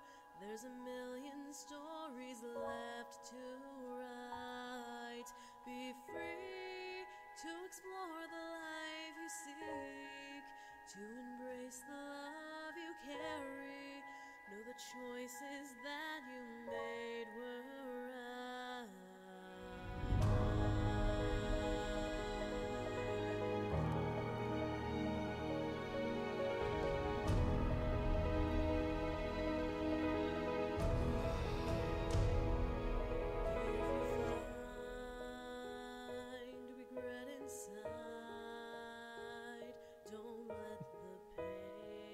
Take over your life. Soon you will see that you are free. Take the future in your hands now. It's in your Oh, look at all these people who helped make this game a thing. Go on. There's no better time to start. Your path is clearer now, urging you on. Don't be afraid, all the fear inside will fade. The trials that you face will make you strong. Fly high. I don't mind the singing too much. I actually kind of like it. But I do understand Your that journey's not yet over. There's 100 battles left to fight. the lyrics do sound a little strange. Be free to be who you want to be. Love, you have just one life only. Know the choices that you make are right. Special thanks to the families and friends of the cast and crew of Always. That is obviously the best thing to thank Kickstarter backers and players. Seduce me to my fan base.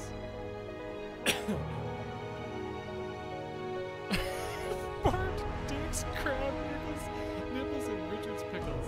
Please just don't ask. Fingers touch the sky. Your journey's far from over. There's a million stories left to write. Be free to explore the life you seek, to embrace the love you carry. Know the choices that you made were right.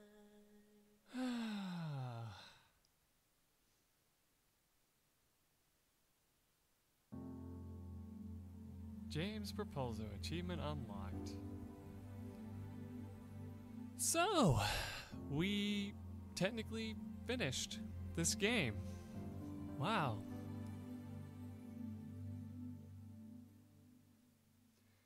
And it only took us, well, technically. Yeah, I'm actually kind of surprised with that too, but I don't know. Maybe it's something to do with the extras or something.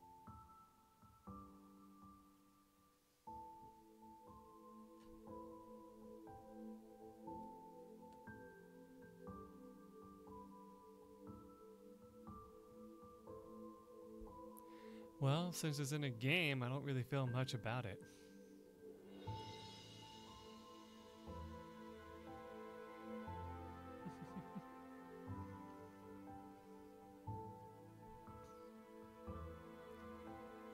Oh boy, so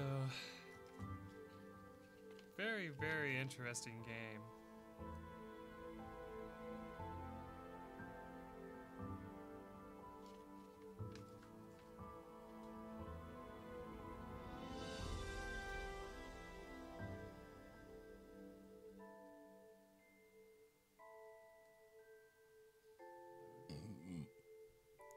My dad. Sheesh. The guy doesn't even really look like my dad, to be honest. So I didn't think anything of that either.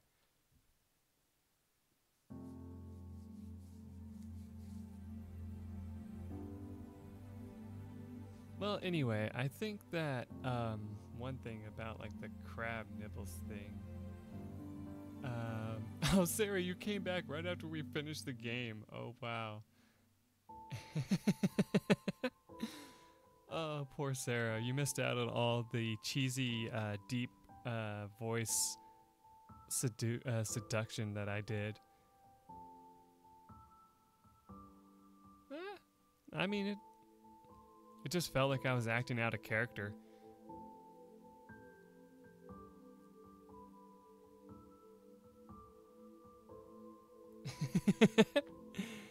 Yeah, Sarah. I talked like this, and it was awesome, and like it just made everyone super uncomfortable. I can't act. Yeah, I can't act to save my life, but that's okay.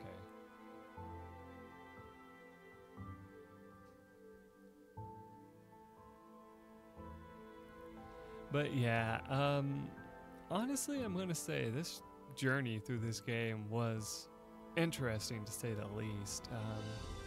For someone who doesn't usually play these types of games, you know, it wasn't too bad. I mean, it could have been a lot worse.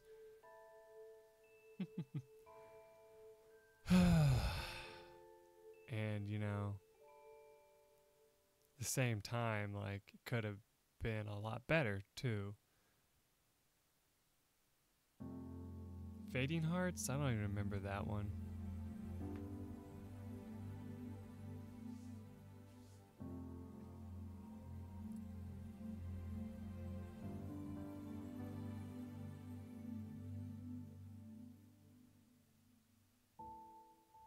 Everyone run, yes.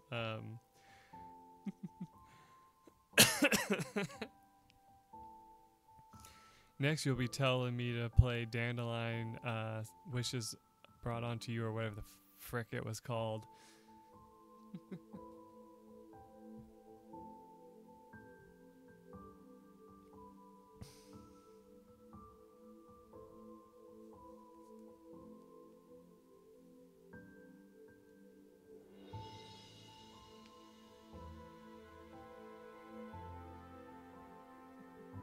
Well, I'm glad you still love this game, Steph.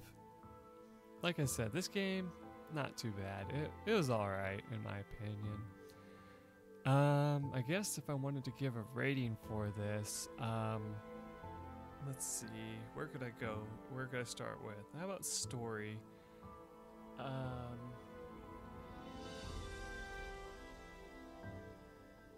Oh yeah, the Y2K bug thing. Okay, yeah, that's right. I remember that one now. I didn't watch that whole one. I don't know why, I just didn't. Anyway, if I was gonna rate the story of this, I would have to be very harsh and say like almost like a 2 out of 5. Oh, see you later, Lady Shura. All I'm gonna be doing is doing the rating, and then I'll probably end the stream. So, take care. Hi, Michelle. Welcome to the stream. We are just closing up the game here, actually, even though it looks like we just started out. Let's see. The next thing, I guess I could say, like, I could vote, like, the choices or something like that, you know? And again, I'm going to have to kind of give them a low score of, like, 2 out of 5 again, because I hated those time moments, because it did not seem to get enough time to read your answers. You just kind of had to slap each one that you wanted on the timed parts. See you later, Sarah. Thanks for stopping by. I appreciate it. Let's see. Like the graphics, honestly, for a visual novel, which I know they can't always keep things like cluttered and all that, it was actually pretty good, and I did actually praise a lot of the you know, artistic stuff in this game. Alright, I understand, Sarah. Don't worry about it. It's alright. But I have to give the art in this game, like the graphics in this game, a 4 out of 5. They are definitely pretty good in most cases, in my opinion. I know many of you don't agree, but I do think that the... Yeah.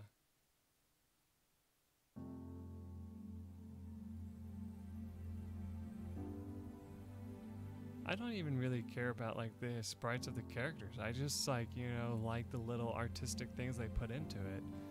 You know, like you can't really focus too much on all of that stuff. You gotta like focus on like how much, you know, care went into making the like drawing these scenes and all that in my opinion.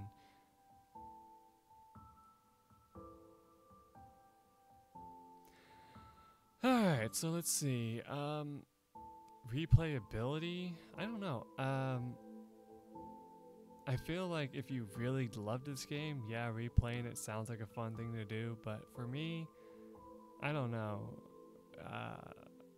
I'd probably only like replay it once to get the Damien ending, because that just sounds like fun, but other than that, I don't know.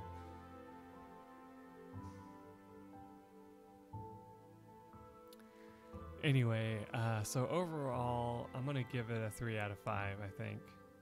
It was a pretty good game.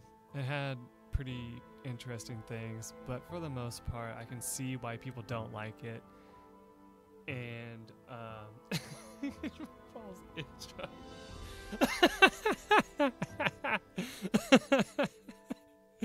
Oh my god, JP, come on.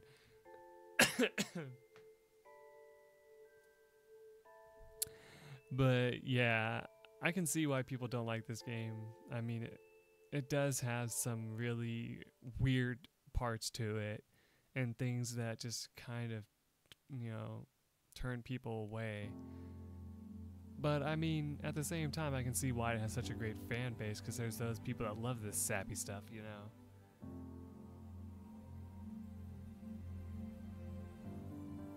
I did? That's pretty impressive. I think I thought I was pretty nice to Metal Gear Solid. That'd be a whole nother year, though. That's a long time. By that time, they might have a Seduce Me 3.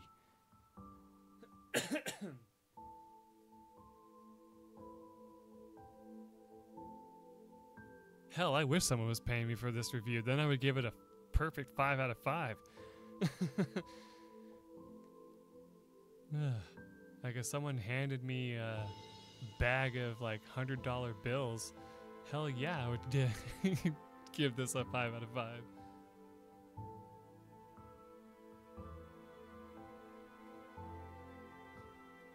But yes, I want to thank everyone.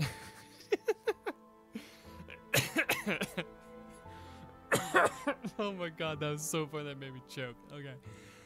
I appreciate every single one of you showing up, even though I know most of you don't like this game. I really do appreciate it that you stuck through with it. You know, stuck through to the end. I also thank each and every one of you for your help through the journey by, you know, messing with me and, you know, leaving the suggestions to the options to choose and all that. Steph, I appreciate you coming, and I hope you really appreciated me finishing this, since I know you were looking forward to that. It was hilarious? Yeah, I mean, it was pretty hilarious. And I also added some goofiness to it. I tried, at least. Fading Hearts tomorrow? I don't even know. I'll see. I don't know. I've never played that game, and I didn't watch your whole LP, so I don't know.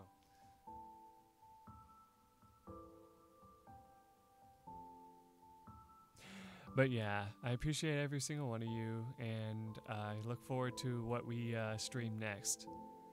Thank you, and take care.